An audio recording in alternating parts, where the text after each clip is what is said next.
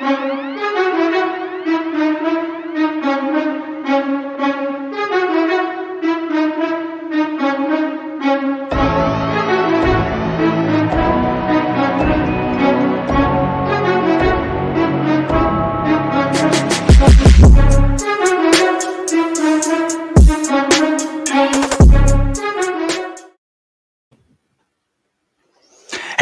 good evening, everybody. Welcome to Take It to the Hizzy Fantasy Football. I'm your host, Justin Bruni. Good evening. This is Take It to the Hizzy, number 76. I am, as it would appear, alone. Or does it look that way? What's up, Emron? How we doing, motherfuckers? Hey, doing good. Our first little remote action, socially distanced episode on Monday Night Football. Socially distanced on Monday Night Football. We are missing Nick tonight. Miss you, Nick. Mm-hmm.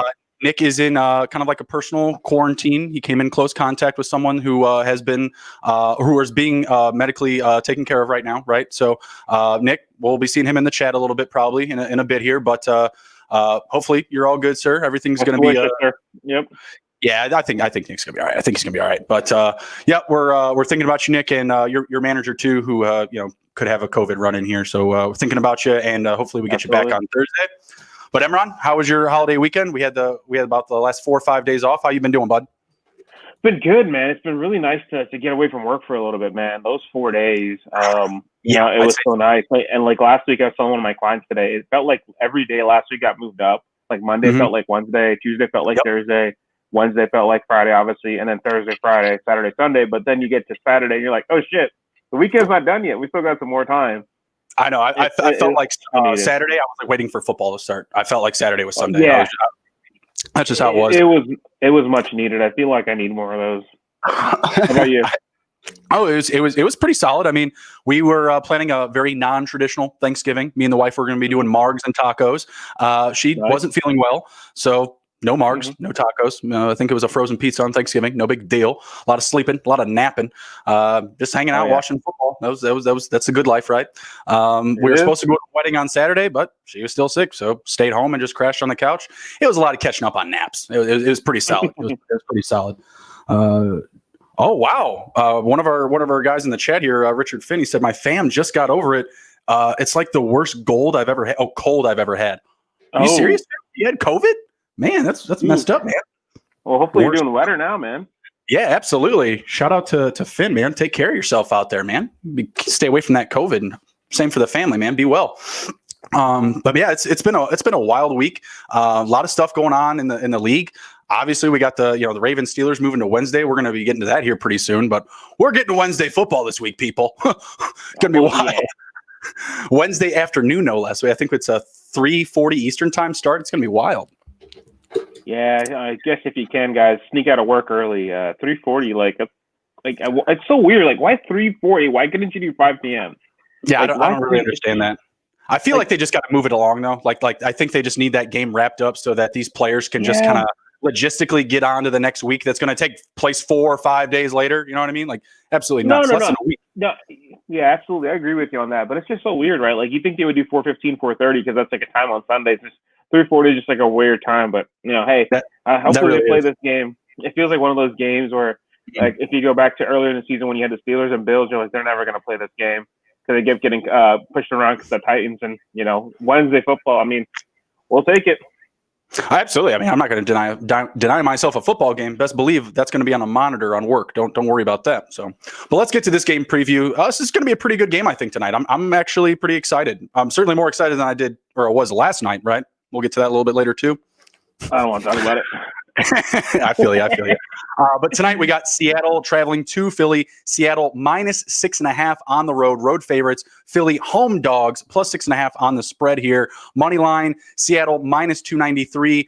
Philly plus 248. Where are you going tonight? I got to go with Seattle, man. I've just been burned way too many times by the Eagles. The Eagles are one of those teams. I just can't do it anymore. It's just, like, on paper, they should be so much better than they actually are, but they're just hot garbage this year. So, initially when what you gave me, I like the Seahawks to win by a touchdown. I just feel like they're due, right? In the beginning of the year, they're dropping like 30, 40 every week. That hasn't really happened, right? Right. I feel like they're due for a big game. So obviously I like the Seahawks minus 6 or money line. The over in this game is really piquing me, and I'm going to say take it. It's one of those things, you know. What number you got? I got 49. I got 49.5 on my side. So yeah, I mean, I don't hate that. I'm kind of trending more towards the under. You and I were talking a little bit earlier about Jalen Hurts potentially getting into this game. I have Wentz taking the over on his prop, like on his passing prop. I'm feeling like this dude's gonna have to pass a ton tonight, right? So that should push for the over, but I don't know. I feel like we're gonna come close on this one. I feel like we're gonna get on a half point, a whole 1 point. I think it's gonna be tight. That hook worries me. Yeah, the 49 straight up. I like that hook worries me. I've just kind of looking at the trends this week, right? Like some of the games that you didn't think were gonna over went over. Like the Texans Lions game that killed it. The Washington Dallas game, right? That went over. The fucking Titans and Colts game. Where the hell did that come from, right? So where did that Colts defense go to? Where did they run off to? Last 2 weeks almost gave up 90 points, but yeah, in this game I just feel like neither defense is really good. Yeah, so I think Eagles have weapons on their offense. They just haven't put it together, but I think Seattle's going to give them options. Seattle's locked and loaded. So anytime I see these unders that are in the 40s, because earlier in the year the NFL was getting destroyed on people hitting the overs because they were just too low. They didn't account for all the the inactivity. And they've adjusted because I've never seen in the in my few years of betting football so many weeks where like the over unders are in the 50s, like the high 50s, like 57. Yeah. It's like, so when you see 40 now, you're like, holy shit, 40. So I think with this one, I'm just going with a gut. I think the 49 hits. If at 49.5, that does scare me. Yeah, I don't like the number. I think 49 is. I think it's very inviting, right? I think if you're sitting there looking at your screen, or if you're at the book, you're probably like, oh yeah, these teams, these players, you're taking the over. But I don't know. I have this gut feeling that the Eagles' defensive line is going to bring a lot of pressure. The Seattle isn't going to be able to really establish the run early on. I think that's something that they're really going to try to focus on, is really to pound the ball and give Carson some love, Hyde some love, get them going. I just don't see it happening for him. I think Russ is going to wind up. Not necessarily hitting his prop. I have him hitting his under on his prop tonight, and I think he's going to struggle a little bit, but I do think Seattle gets the win. I'm going to take Philly to cover the 6.5. Yeah. Okay. I got Steve here in the chat. Shout out Steve Hammond, one of our writers. He was saying that NBC has a prior commitment to a Christmas program on that afternoon, potentially. So, all right. Fucking Christmas. We're here. We're in December. Be Home Alone, man. It better be Home Alone. It better be a classic. Better be National Lampoons, okay? Come on now. We got Michael Emerson, Steeler Nation, checking in. Good evening, sir. Donnie Knox, what's up, sir? Checking in. Appreciate it. Good evening. What's up, fellas? I saw Nick on the Facebook chat as well, so Nick, nice to see you there too. Yep, glad to have you back in, Nick. Hopefully you're feeling well. Got a quick shout out to my guy Mike. Mike was giving me shit last week. He's a diehard Steelers fan, and I picked the Ravens to upset. And then 2 days later, fucking COVID outbreak. It's just karma. Mike was giving me shit, so I got to shout out my guy real quick. Absolutely. Thanks for stopping in with us, Mike. Really appreciate it. I think we're firing up everybody tonight, right? I mean, are you having any reservations about not starting like Carson? No, Hyde? Not at all. No. Those are the only guys I'm really worried about in Seattle. Who did you say after Carson? Who did you say after Carson? Hyde or Carson, sorry. Oh, Hyde or Carson. I thought you meant Carson once. Oh, no, even then, no. Yeah, for Seattle. Yeah. Yeah, I have some reservations starting those guys. I think the Eagles' defensive line has been really good this year, and I'm not really excited about throwing in Carson his first week back. But I was also the person that was saying that a couple days before Kalen Ballage was ruled out for the Chargers, and Eckler came in there and just racked it all up. So who else was I saying that for? There was someone else coming back I was worried about too. Oh, God. It'll come to us. But I was going to say, the other thing I think is going to happen with the Eagles is, they have Darius Slay, who I really like, but he's one guy, right? I think the threat of Lockett and Metcalf, right, it's gonna stretch that defense out a little bit. So I think they will do some damage. That they being Hyde and Carson in the receiving game as well with some of those dump offs. Yeah, I could definitely see that. For the Eagles, you start any of these receivers, Wentz. Wentz, I think is a lock. Yeah, I think Travis Fulgham's a good start too. Yeah, Sanders is a lock. Fulgham's been down the last couple of weeks, right? He's only had, I think 2 catches the last 2 weeks. Where has it gone? For 14 targets or something like that. Yeah, he was having some crazy numbers, and it just went the opposite direction. Again, this is a defense that he should have some success against. So I think if you got him in your lineup, I think you start him. I think the upside's there. He's due. What about Rieger? I don't feel good about starting Rieger or Alshon Jeffrey. No Alshon Jeffrey for me. Get him out of here. No, Alshon's just a name, man. I don't feel good about him yet. He just doesn't look right. Rieger, he reminds me a little bit of Henry Ruggs. I just need to see it on a consistent basis before I touch them. Because at this point, right, we're in what week 12, right? Like these are your last 2 games for the playoffs. So if you're fighting for a playoff spot, hey, there's better options to risk it with. Yeah, I agree. Fulgham, I'm good with. Sanders, I'm good with. Even Wentz, like I think there's going to be a lot of value for him in this game. He's someone I would definitely be trying to fire up in your captain spot in DFS, just because there's just so much negative commentary on him, right? Like just always making mistakes. We're talking about Jalen Hurts potentially getting touches tonight. I hope not. Please don't let that guy pass. I'm thinking that if Wentz and the Eagles, they just throw a ton, they can cover. They could even get a cover in garbage time. Who knows? But I think Seattle wins. Philly covers. And man, this total, I just hate it. I'm staying away. To be perfectly honest, I would not recommend people throw their money into that pot. But gun to my head, I'll take the over. Yep. Steven just asked about thoughts on Rieger tonight. Yeah, I mean, we like him. I got him on a prop, over, I think, was it 3.5 or 4.5 catches? Let me take a look here really quick. I'll just throw it. Yeah, over 3.5 catches. Yeah. I think he's going to have a significant impact tonight. 4 catches. I'll take it. I need it. Yeah. Let's go over some of the props here. So we got betonline.ag props up here. Carson Wentz, 231.5. Give me the over. What do you think? Yep, I agree. Yeah, give me the over there. Russ Wilson, can he hit over 280.5? I took under 283 in my monkey knife fight prop. I think so too. I think he does a little bit more damage with his legs. I think he's going to be around 250. Yeah, that's what I was saying before. The Eagles, they got that good defensive line. I think they do get to him. Get to some pressure on Russ, and dude, he's got some wheels on him. He can hit it. Those legs can hit outside the numbers in a second. So yeah, I like him to get some more rushing value tonight as well. Same thing for their runners. I think that's how you kind of combat that defensive line is, trying to develop some, 4 or 5 yard hitters up the middle. Let's see here. Passing touchdowns. Wentz is at 1.5 and Wilson is at 2.5. Can they both hit? I'm going to say neither hit their prop on passing touchdowns. Oh, okay. And you're on the under, right? Yeah, I'm on the under for both. So I say Wentz throws 1 passing touchdown. Under on the total of the game. What's that? Under than the game? No, I like I said, I don't. It's a really tough number. Gun to my head, I'll take the over, but it's really close. If you had to lean, you'd lean to the over.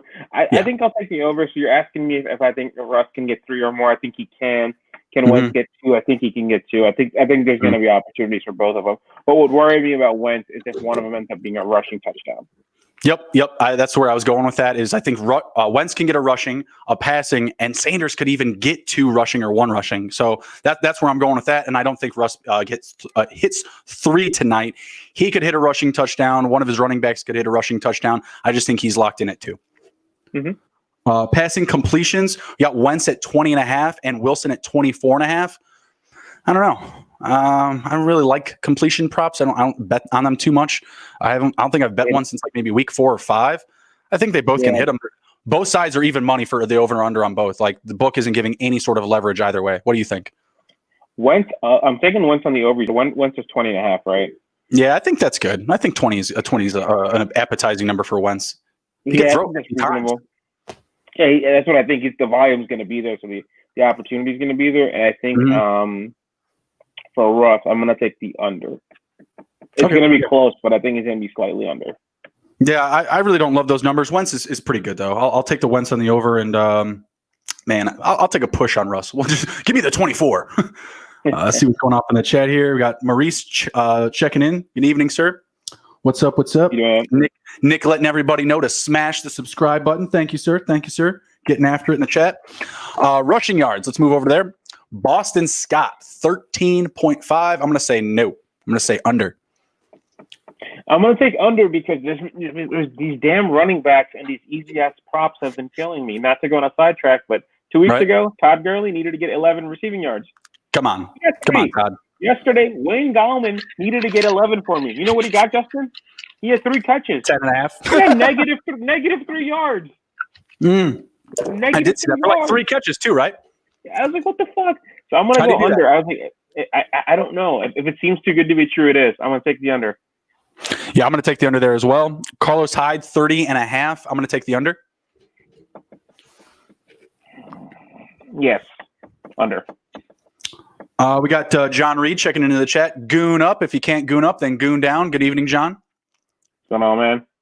Carson Wentz, 14.5 rushing yards. Give me the over.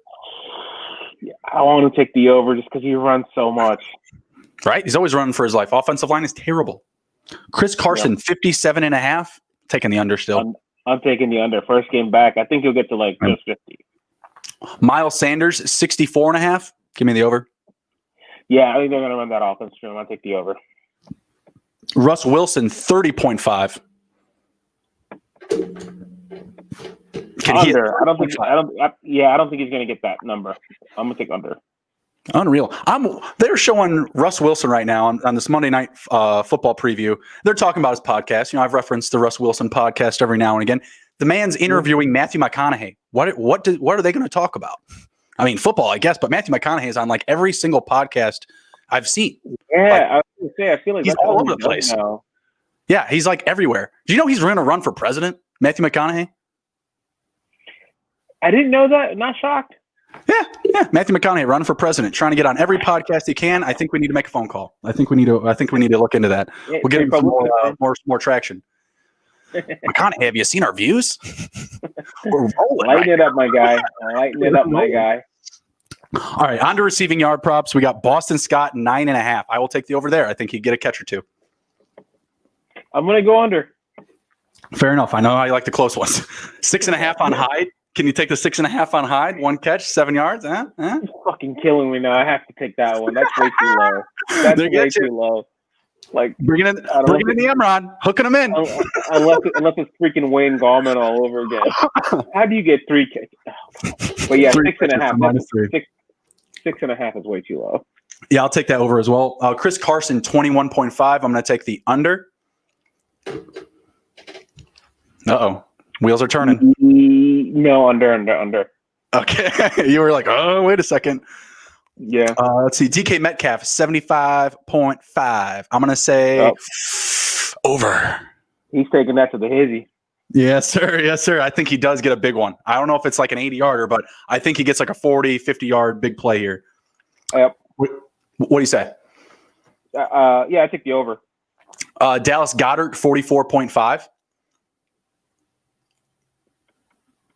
I'll take the over. I think he's gonna get volume too. I think he's gonna get a lot of catches to get that.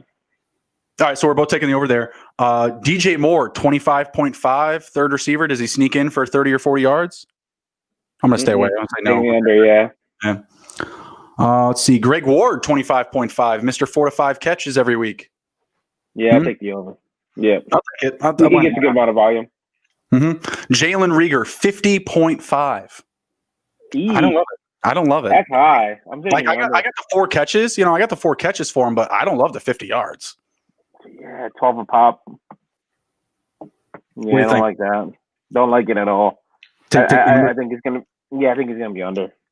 Miles Sanders, 20.5 receiving yards. I'll take the over there. Over. Yeah, I think over. I think he's gonna have a big game. Richard Rodgers. This is one that I like. 17.5. I will take the over there as well. Dude's getting touchdowns. I do. This guy always finds. I didn't know he was still in the league until like a couple weeks ago, and he always finds a way. Like the way that offense is designed, I'm not surprised, and I won't be surprised if he scores a touchdown tonight. I wouldn't be either. I was talking to Driscoll, one of our followers, and he was like, oh, who's more likely to get 2 touchdowns tonight, Goddard or Reagor? And I was like, Sanders. I'd love it for it to be Goddard for his sake. Make some money. Take it to the Hizzy. Cash those tickets, right? But I got to go Sanders if I'm going anytime touchdowns for 2. That's who I like tonight for them. So, and I referenced Rodgers. I was like, if Rodgers is still there catching touchdowns, like I'm not relying on Goddard to grab 2. Like, come on, like if I saw Rodgers get put away, maybe not just score the touchdown, but not really get the same volume as Goddard, I'd feel better about that. But no thanks. Right. Fulgham, 50.5. I'm going to take the over there too. I think that's way too low a number for him. You get 50, right? 0.5? 50.5, yeah. I think the book is playing recency bias here from the past 2 weeks. That's really good value. I take the over. Yeah, I like it a lot. Tyler Lockett, 72.5. I'm going to take the under on him. I'm going to say Metcalf has more yards. I can't argue that both of them will have over 75 receiving tonight, even though it's Russ Wilson and those two. Call me crazy, but it could happen. I'm gonna say no. I'm gonna take the under there. Yeah, I agree. I think it's gonna be a DK night, and he said it was 75. Let's see. Lockett is 72.5. Yeah, I take the under, and he's more of the possession receiver anyhow.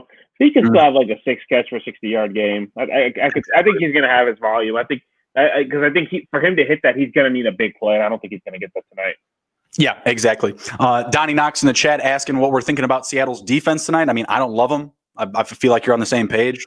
Yeah, I was really confused. I've seen a lot of people in fantasy like really running after their defense this week, and I'm not sure why. I don't know if they think it's 2012 all over again or something like that. But I don't know. I mean, they haven't really shown me anything, right? Right. I think you get a big point. Like, I mean, I understood like the Browns yesterday starting them, or even the Packers, but like, I mean, like, the Browns. I don't understand. Defense-wise. Yeah, Browns are bad. Yeah, the defense-wise, that shit's bad. But I mean, Eagles. I mean, I think it'll be okay. Like, it depends what's your expectation, right? You expect to get like a 10 to 20 point game. I don't think you're getting that. I think it'll probably be depending on your scoring. I think between 5 and 10. I think closer to 5. Yeah, I don't really. I mean, as fantasy goes, I would not be starting Seattle tonight. You got to be in a real tight spot to be plugging them in. Yeah. In general, like as like game flow goes, I think they're going to let up yards. That's what they've been doing, and they haven't really. That's what worries me. Yeah, they haven't really, and they're on the road too. Like I think their defense is going to let up yards. I think they can kind of close in the red zone. I think they let up the big plays, but as they get closer to the red zone, they can kind of body up a little bit more. Especially like guys like Bobby Wags, Jamal Adams. With the tighter the space, the better the situation is really for Seattle. They're getting burned on all those big ones. So yeah, I don't love them tonight. But hey, I love Chicago yesterday, and I started their defense. I'm still going to win that matchup. Good for you, man. But I think, I'll make a bold prediction. I think Seattle's defense scores under 5 points. Yeah, Donnie said 12-man league, no solid defenses available at the moment. Got to do what you got to do, brother. Grind it out. That I understand. It is. Oh yeah, absolutely. I mean, you got to. But between the two, I would want the Eagles' defense, to be honest with you. But I don't know if that was an option for you. Probably not. Yeah. Probably not. All right, so we're kind of getting out of this game here. I'm just going to run through my Monkey Knife Fight lineup really quick. If you guys haven't checked out Monkey Knife Fight yet, please go and do so. If you bet on props, if you bet on fantasy, there's a ton of opportunity plays on this platform, way more so than any other site I've ever seen. Whether it's DraftKings, whether it's FanDuel, Thrive, who we've talked about before. So this bottom line here, if you check this out, I got Wentz over 235.5. Wilson under 283. Metcalf over 5.5 catches, needs to hit 6. Lockett under the 77.5. Sanders over the 68. He needs to hit 69. Giggity. Rieger over 3.5. Needs to hit 4 catches. $10 bet paying me $350. Took it to the Hizzy last week. What was it? Godwin, Antonio Brown, and Cooper Kupp combined for over 21.5 catches. I got that at I think times 5 value. So I took it to the Hizzy there, made some money. Dumping my profits back into Monday Night Football. So pretty excited about it. Go check it out. It's a ton of fun. And they just have all of these different types of games that will, 4x, 5x, 10x, 35x your bet. So it's a lot of fun. Go check it out. And, to support the channel, plug in our promo code to the Hizzy. Spelled with less Z's. It's on the screen. I was going to say, I've been having a rough time at the books and the parlays. I think this weekend I'm going to take a break and having a nice fight. You got me interested, man. I love a good 5x, 10x opportunity on a $10 bet. Mm-hmm. Oh yeah, absolutely. And I'm just gonna be putting my money there for now on because I can't get any value at these books with the props. I sent you my the prop list that they handed out a couple weeks ago. Yeah. Your response? What was it? What you remember your first response? Can you parlay it? And you can't. Yeah, and I hit all of them. I hit all of them.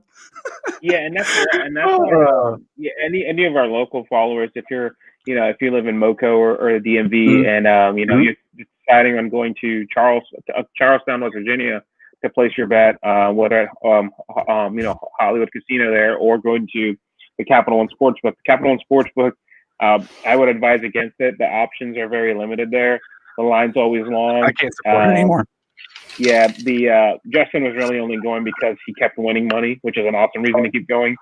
But yeah, the lines are long. The kiosks there have very little options. You can't tease anything. There's no player props.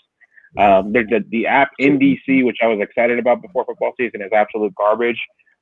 West Virginia is a little bit of a drive, but as Justin and I have both seen, going to West Virginia and placing your bet and coming back is probably still faster than getting through that line sometimes at Capital One on a Sunday.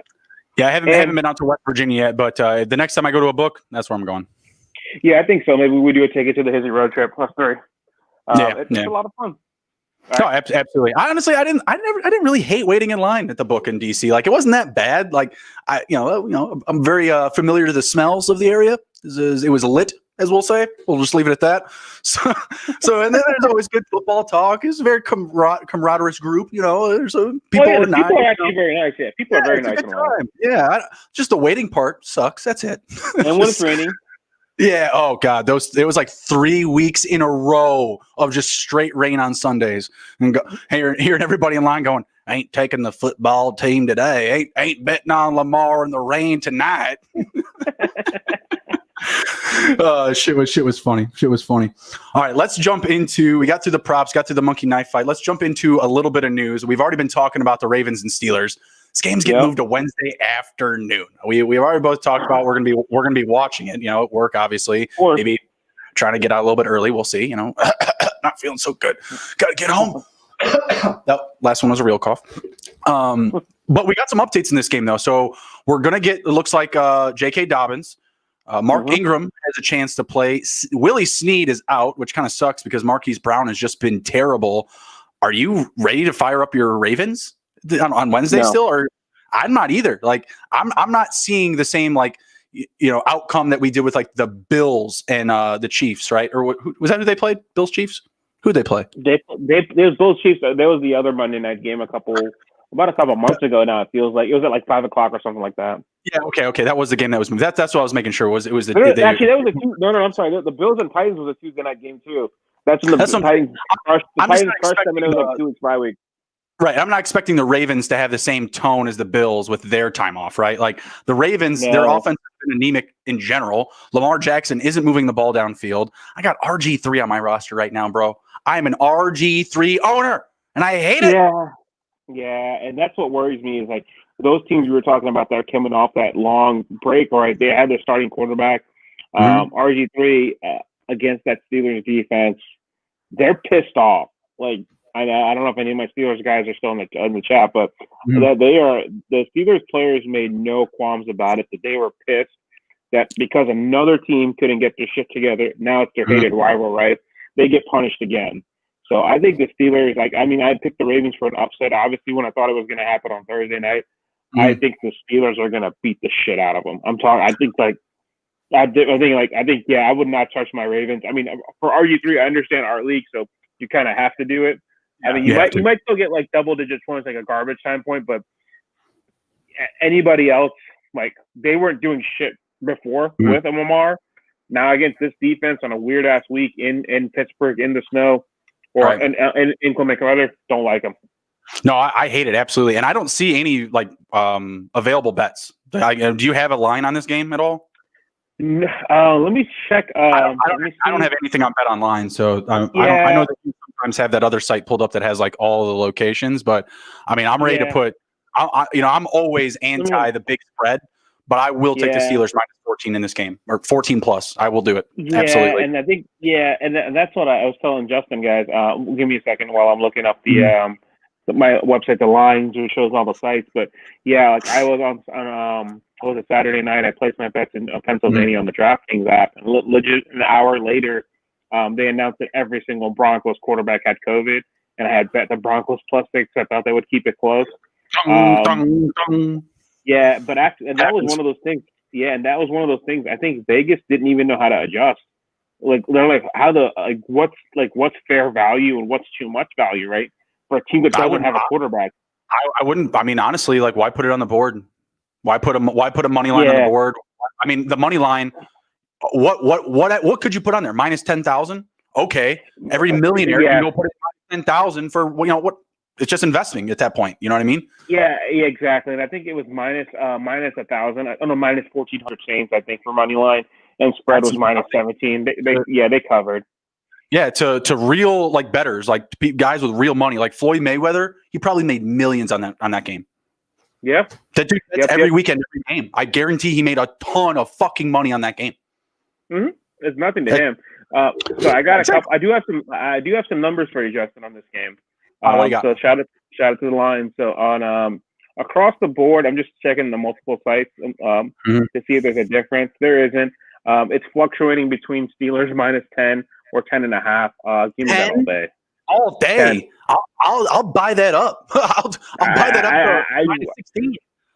I rarely do that, but I would buy that shit up. A lot of places have money line off the table. Actually, I'm surprised, which is confusing to me. That is confusing because it versus like the Broncos being on money line. If this game's not, then that game shouldn't have been. Like, just period. No. This is what's weirder. I mean, the Ravens are so depleted, but DraftKings has it off the book. Pointsbook has it off the board. But it's hovering between Steelers minus William Hill, which runs Charlestown, and Capital One is minus 500 Steelers, plus 400 Ravens. And I'll do the bet count. Yeah, and then everywhere else it's minus 460, minus 455 or so for the Steelers, and then the Ravens are fluctuating between plus 360 and plus 70. Yeah, absolutely. I'm surprised my ticket guy didn't send me that. He sent me his picks tonight. You know, he's got Seattle minus 6.5. He did take the under. Tread lightly, sir. Told him may the force be with him. But I'm surprised he didn't send me his screenshots of like, hey, I made like, $400 betting 2,000 on the Broncos to lose or whatever. Yeah, kind of surprised about that. But yeah, that game's going to be wild. I'm not interested in it whatsoever as far as fantasy is concerned. I'm going to be starting Minka Fitzpatrick, and that's about it. If you're an IDP, start all your Steelers defenders because it's going to be a field day, I feel like. I don't even know if we're getting Lamar Jackson in this game. Do you have any update on that? No, he's out. Yeah, he's out. Okay. He's so out. It's COVID. He can't play this week at all. RG3, no, thanks. That dude's throwing a pick, maybe 3. It's gonna be a long afternoon for the Ravens. Still funny to say. Week 13 changes that this is bringing up. So it looks like the Ravens Steelers, like we said, they're playing Wednesday. In result, the Steelers the following week will be playing on Monday at 5 p.m. Eastern. So next Monday, now we got the Steelers on a doubleheader. Do you know who's the other game Monday night next week? It's the Niners and somebody. I can tell you that in a second. I actually have the line still up, so I can tell you. It's the Niners and where the hell did it go? They're playing in Arizona, right? And that's another thing we should talk about. The Niners are screwed out of this because of Santa Clara state laws. Is it the Bills? Yeah, they're playing the Bills next Monday. So next Monday we got the Bills and the Niners and the Steelers and was it the football team? Is that what I said? Yep. Damn it! I need the football team to pull it out. They got to win this week for me up against who was it? Wasn't the Bengals this week? Who they beat? Oh, the Cowboys. That's right. Yeah, Gibson doing his thing on Thanksgiving. It got me a win there. I'm tied with Nick for that division. You need the Eagles for that one or for tonight rather. So in our do a damn thing. Oh, whatever. It's gonna be close. I feel like, but Emron's got the Eagles. I've got the football team, and Nick is currently in the lead with the New York Giants. In that NFC East division, we made $20 holler on the division. Coincidentally, we also did what was it the NFC West? So I've got Seattle in that one. Who do you have in that one, Emron? Do you have Arizona? I think it was Arizona. I'm all in on Kyler. Who did Nick have?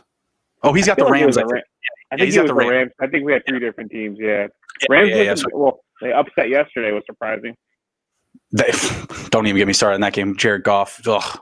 Can we get this dude a bus driver hat? I mean, my God, killing me. What was the other game that was changed? We had Cowboys and Ravens moved to December 8th next Tuesday. So next Tuesday we're also going to game. So next week you got doubleheader on Monday, and then a Tuesday game at 8:05 Eastern, 7 Central. That game's going to be really intriguing. Dallas was going to play the rare, Thursday, right? They played on Thanksgiving, and those the Ravens were going to do too. So they're going to be off for about 10 days in between games. It's going to be a while. It's going to be a while. Ravens might be vulnerable. Maybe. I mean, I'm all over the football team, baby. I'm all over that Alex Smith train. We got Kevin Titt checking into the chat, hyping up some J.D. McKissick talk for that Steelers game. I really needed him this week, man. I really needed him this week, Kevin, and he didn't come home for me. But can we shout out Antonio Gibson real quick? 12 rushing touchdowns. That dude is a beast. Yeah, I'm a fan. What can I say? I'm a Gibson guy. Check out some July tape on the Hizzy. Check out some July tape on the Hizzy. No, I remember. As soon as they announced the AP cut, I was like, I was like, he's so intriguing because when he was in college, he did everything. Wide receiver, running back, and he's just a ball. He's just a ball. Just a ball. I do think he will have a little bit of trouble up against that Steelers strong front group, but he's going to be you're starting him. You're starting him for sure. Yeah. That's going to be a week. I definitely do another like McKissick Gibson combo in DFS. That's actually been paying off. I think this last week was the first week it really didn't. Both weeks prior I cashed or made my money back at least. So yeah, those guys have been doing it to it. Give me some J.D. McKissick as we go forward here. So yeah, the Ravens game. Look out for that. Obviously Wednesday. It's going to be a weird one. Let's jump over to some of our injury updates. So we got. This isn't an injury, but we got Will Fuller cashing in on PEDs. He's suspended 6 games. He's out for the rest of the year. It blows for fantasy. I thought it was Adderall for sure, but he's saying something. Previous doctors trying to get healthy. Yada yada yada. I didn't check the fine print.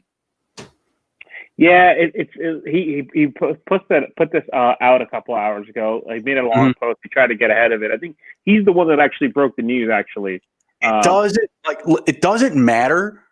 You broke the rules. Like this happens with everybody. They always try to get ahead of it. They always come out with their excuses. Like just take it on the chin, bro. Like it doesn't matter. It's all on you at the end of the day. No one's going to care about your doctor or what they gave you or what they did. Yeah. The NFL's not going to them. The NFL's not going to go to your doctor and say, hey, we need to pay this guy to still play because he's okay now, but we're going to need some money from you to pay. No, 6 game checks into 2021. Terrible. It's awful. So he's going to miss the first game of next year. I don't know if he's going to try to appeal it and maybe just even get it down to 4, but we'll see. Because he just coming off a huge game against the Lions. Was that 176 receiving yards? Something stupid? 2 touchdowns, I think. 2 tutties, yeah. Fucking crazy. Absolutely nuts. Go ahead. No, I was going to say, I think you're probably going to say the same thing. Like, I like Will Fuller a lot, and this is the first year, ironically, he's been healthy. No, you're Notre Dame guy. And he's finally healthy, and he still found a way to miss games.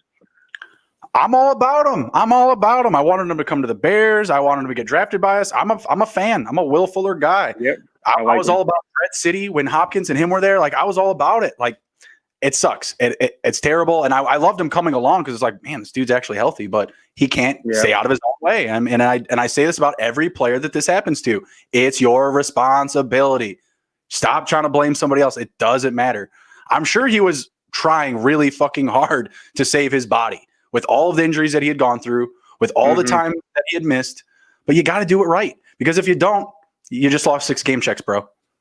And the Texans lost another receiver. They just cut Kenny Stills or whatever, waived him. Yeah, which is very confusing because, who do they got now? And Randall Cobb's on IR, right? Yeah, Kiki Kute. He's on our fob watch. We're coming up in a little bit. 1% owned in leagues. Kiki Kute, you have to own him now. I'm a big wrestling fan, so this is basically like an old school last man standing match. That's all. Pretty much. They don't have a David Johnson. I think still. I think he's going to be out this week. I'm not sure yet. I haven't gotten any updates on him, but Deshaun Watson's probably going to throw it to himself. Probably, I could see that. And end around reverses, Philly specials. How do we get Watson more touches? We'll figure it out. We'll get him to him. Yeah. Shout out to Nick in the chat. He's banging the subscribe drum. We're 2 away from 100. Let's go. Time to edit the YouTube link. Once you get 100, we can change that shit to whatever we want. Awesome. Let's go. So yeah, Will Fuller, sorry, may he rest in peace for 2020 in fantasy. Houston Texans, you gotta go get Kiki Kute. I'm not telling you to empty the bag, but he has to be owned. Watson just throws and throws and throws. Come on, just keep it simple. Keep it simple. But at this point, too, you can't be too scared to empty the bag either, right? Because it's the last 2 weeks. True. Like that's true. You're right. You're right. You can't. I mean, I'm not. Because you just never know, right? You're like, oh yeah. Mm-hmm. What if Sessions just running back go down? But you can't take it to next year. Yeah, it's true. And if you are a Will Fuller owner, I mean, and you're really tight, on waivers, there's not guys available. It might just be the only option, and you got to spend whatever's left. So, yeah, why not? Fuck it. Listen, Emron, empty the bag. Fuck it. How about DJ Moore? Looks like he dodged a bullet. Test came back negative on a sprained ankle. They got a bye week.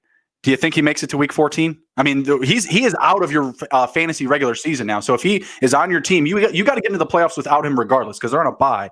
But is this someone that you're like, I'm starting in week 14? I don't know, man. That injury looked rough. Yeah, dude. I was watching, and that was another game that pissed me the fuck off because the Panthers, it's a tie game, right? They're at the fucking what is it? What were they at? God damn it! They're at the 3-yard line. They could have ran it twice, right, and ended the game or whatever. Mm-hmm. That's what it was. If they ran it twice, they could have gotten a touchdown. They threw a dumb pass. He came down wrong. I'm like, this is just karma. If you ran it, this wouldn't have happened. I think if he stays, the bye week helps. You just got to monitor it. Did they say what it is? A twist, a sprain? It's a sprained ankle. And the play, man. Like when he high ankle. I saw the play live. Yeah. I think it is a high ankle. Yeah. If you watch the video, you literally see the leg pop when his heel hits the ground incorrectly. Yeah. It's terrible, man. I thought it was ACL. It's a sprained ankle. Oh wait, actually, I could be wrong. Josh Jacobs has a sprained ankle. Sorry about that. It is an ankle injury with DJ Moore, but when I was reading that, actually, I want to confirm that because this is important. This is a guy that's been really, especially with Teddy Bridgewater. I mean, they've been really good. Teddy Bridgewater's got to get right too. He had to leave that game with his arm dangling to the ground. Dude, that looked disgusting. Like he had one throw and he got it, dude. He got it. I was kind of mad about it because I wanted, I wasn't on them to win, but whatever. I didn't have any bets, but you want to be right.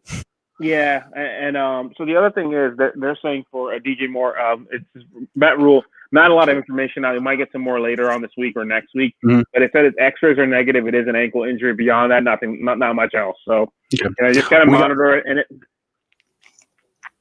You gotta monitor it and see. I guess you gotta monitor it, and you just gotta you gotta look at the matchup, and you just gotta whatever the projection is. I'd take it down a few points. So if he only gave me X amount of points, am I okay with that, or can I find someone maybe a Kiki Kuti? Like that can has a chance to get more just because of volume in the situation he's in. Yeah, absolutely. I think that's a good plug-in potentially week 14. I don't have the Houston schedule up or anything, but I think that Kute is going to be getting a ton of volume going forward. Oh, I know who they play week 14. Who they got? Bears. Yep. Oh, nice. All right, cool. Yeah, fire them up. Fuck it. Bears need to win that week. Well, yeah, that's a volume thing. Yeah, looks like Seattle. They just started off Monday Night Football here. Seattle took a false start penalty, 2nd and 5 or whatever, offsides. Philly. Yeah. I thought they moved up the chains. Yeah, I mean, he had full. I think that was full. No, it was Greg Ward. He had wide open there for an easy first down, but Wentz gonna Wentz. Wentz God. Gonna do Wentz. Yeah. So speaking of sprained ankles, Josh Jacobs, also a player that looks to have avoided a big injury, but I don't know if you're necessarily starting him next week. Like, it didn't look good this past week up against the Falcons, and it's the Falcons. I mean, come on, man. I mean, the rush defense is good, but geez, you can do a lot better than that stat line, right? Yeah. Devontae Booker, he's kind of coming on for the Raiders here, and I don't know if they push Josh Jacobs to give a ton of volume in week 13. What do you think? Yeah, and so this is one. I have Jacobs in the league, and a couple of weeks ago when I saw Booker doing what he was doing, I picked him up early. I was like, you got to have that insurance policy where available. I have a couple of weeks where I don't have Alexander Madison or Murray, but I was like, you have to have him because if he goes down, like, do I really want to keep this receiver I'm never going to start or this quarterback that I'm never going to start? Like, you have to start thinking about playoffs. So if you don't already have him, you need to get him ASAP because, like you said, he's been productive with Jacobs in the lineup. Did they just target Alshon Jeffrey on 3rd down? Yeah. They did. Yeah. Why? Oh, I think I'm slightly ahead of you. That's why I think we're off. I was trying to figure out. I just saw the punt. Oh, well then. Fine. This makes sense. I was like, wait, what play is he talking about? Oh, okay. Well, you give the play call then, bud. call it out. No. Okay, Alshon Jeffrey. That's it. Come on, bro. Alshon Jeffrey, Jay Cutler, they connect on that, man. They connect on that hitter. Killing me, Jeffrey. Oh, man, that's Jay Cutler. I hate saying that, but I was saying that a couple of times last night, and I hate saying that. Jesus Christ. Yeah. We're gonna get to it. Josh Jacobs, don't love him this week. Don't love him in week 13. I'm on Devontae Booker. I actually started him the week that he put up like 20 points. Oddly enough, it was one of my guys was on a bye, or I think I had Kenyon Drake hurt or something like that. It was. Listen to this. I was 1-7 in the league. The roster is awesome. No one's gotten hurt. I just outscored. Most points scored on. Just always trounced every single week. Right. Had some disappointing players like Zeke Elliott hasn't showed up this year. Right. Just not there. Kenyon Drake early on wasn't really there. Mike Evans kind of floated around, grabbing touchdowns, but not a lot of volume. Right. Yep. I haven't lost a game since that 1-7. I'm a game out of the playoff spot. Yeah, from Devontae Booker start, picking up Wayne Gallman, it's just stupid. Yeah, it drives me nuts sometimes. It drives me nuts. It does. It does, man. I did the oppo. I was 2-1, and then I think I lost 6 or 7 in a row. And I just came back into one, and it was a couple of them. And I wish those were the ones where I just got my ass kicked because I feel better about it, but it wasn't. Yeah. I'm still losing by 2 or 3, and I'm like, God damn it. There are some leagues where I'm like, all right, you lose, you take it on the chin, and that's it. That's all you can do. Like you don't get to pick your opponent. You don't get to pick the players going against you. All you can do is start your guys, do the best you can with the information you have. Right? I don't really take the losses to heart too much, but when I can't strategize, when people literally take away my ability to do what I want, then I get upset. I had a 1-5 or 1-6 team. I just wanted to bail on. Just let me go. Like let me tank the season. No, wouldn't let me do it. I've mentioned it a few times, vetoing my trades. The trades did not better my team. I did not want to better my team. I wanted to pack it in and go home. It's better to chase the bottom, get a good draft pick in a redraft league, than chase to the middle and hope that I make the playoffs on, a 5-point swing between 6th, 7th, and 8th place. You know what I mean? And specifically in that league, I think it's like literally a tie from like 4th to 9th. You told me about that. It's a close competitive league, yeah. Yeah, it is. So if I want to take my ball and go home, let me fucking go home. What the hell? Drives me nuts, man. Drives me nuts. Let's see. We got John Reed asking some questions here. Zach Ertz is available for pickup. Do you make the move? Hammer the fuck down. Yeah. Yeah, Zach Ertz. I had to deal with this myself, actually. It's a league I had Kittle in, and I have him in my IR spot, but I'm probably just going to drop him because I don't think he's coming back. But yeah, I saw him on the waiver wire, and it's just if he's close to being healthy, I think this offense is really starving for him. That could be a really big heads up for you.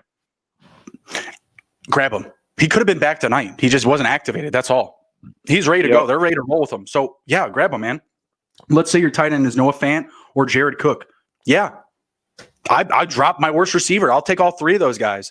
If you're going into the playoffs, realistically, you want as many options at each position as you can, right? If you're locked down at receiver, take a flyer on one of those guys for sure. I mean, I'm not saying to drop, Cook or Fant. I don't really love Fant going forward if he doesn't have a quarterback. I had to sit Fant this week for Gerald. Point, yeah. I had to sit Noah Fant. I was all sad about it. Gerald Everett got me like 1 point more. and Nick, the other thing, I'm sorry, Nick. I saw Nick's comment, but I was looking at you, Justin. But I was going to mention is that you said about a fan, but isn't it the same thing for Jared Cook? He's got Taysom Hill. He's not really throwing anywhere. And sometimes the payoff is in the end zone, but there he just runs it in himself. So yeah, I think I wouldn't be opposed to that. If he's back healthy, I'd start him. Yeah, absolutely. Oh yeah, if Ertz is back, they need all the weapons they can. They're in the hunt for the division. It's not like they're like the Eagles are ready to be done in 2020. They're going to try to be in all these games. Got a tie game right now. You got first down over there or third down? What do you got? I got, I think it's first down now. Big play to DK. 2 for 23 already. Sitting at 3rd and 5 over here. We're in the huddle still with Russ. little delayed at the Hizzy. No worries. Big deal. No worries. All right, so moving on. How about Dan Jones missing time? That's going to be pretty rough on the Giants, no? Yes, it is, especially with Barkley out. I like Colt McCoy. Colt McCoy is one of those quarterbacks I always had a soft spot for. I can't tell you why. I just always liked him. But play action. The man can keep a drive alive. I agree. Like he's not. I don't know how to say that. He doesn't have adequate passing skills, but he's a great runner. I don't like. Yeah, I know exactly what you're saying. He can't throw the ball really well, but he tries hard. But pretty much, yeah.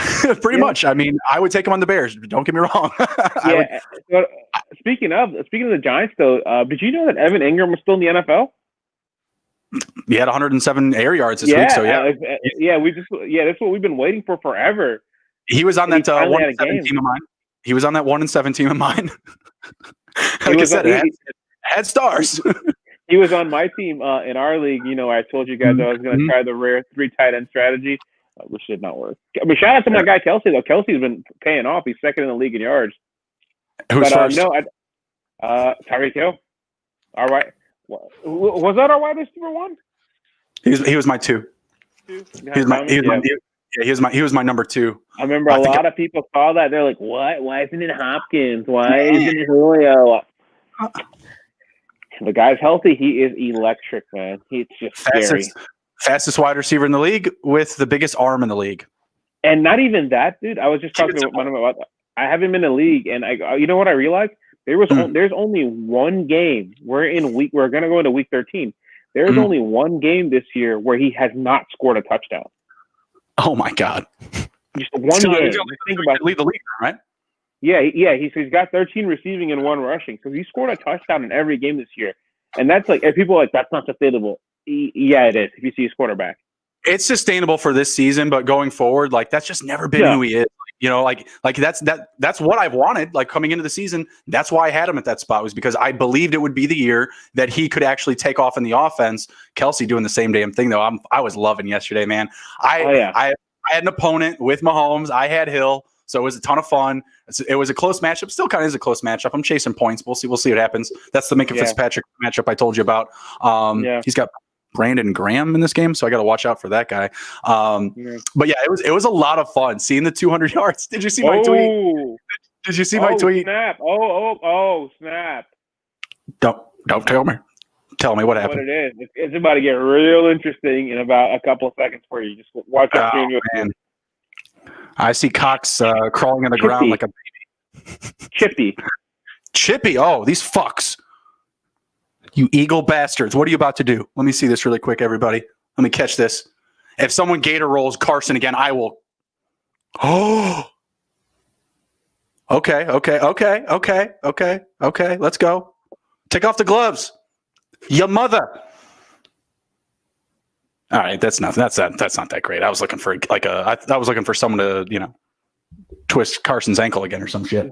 Slay was really trying. What happened? Nothing. We hit 100 subs.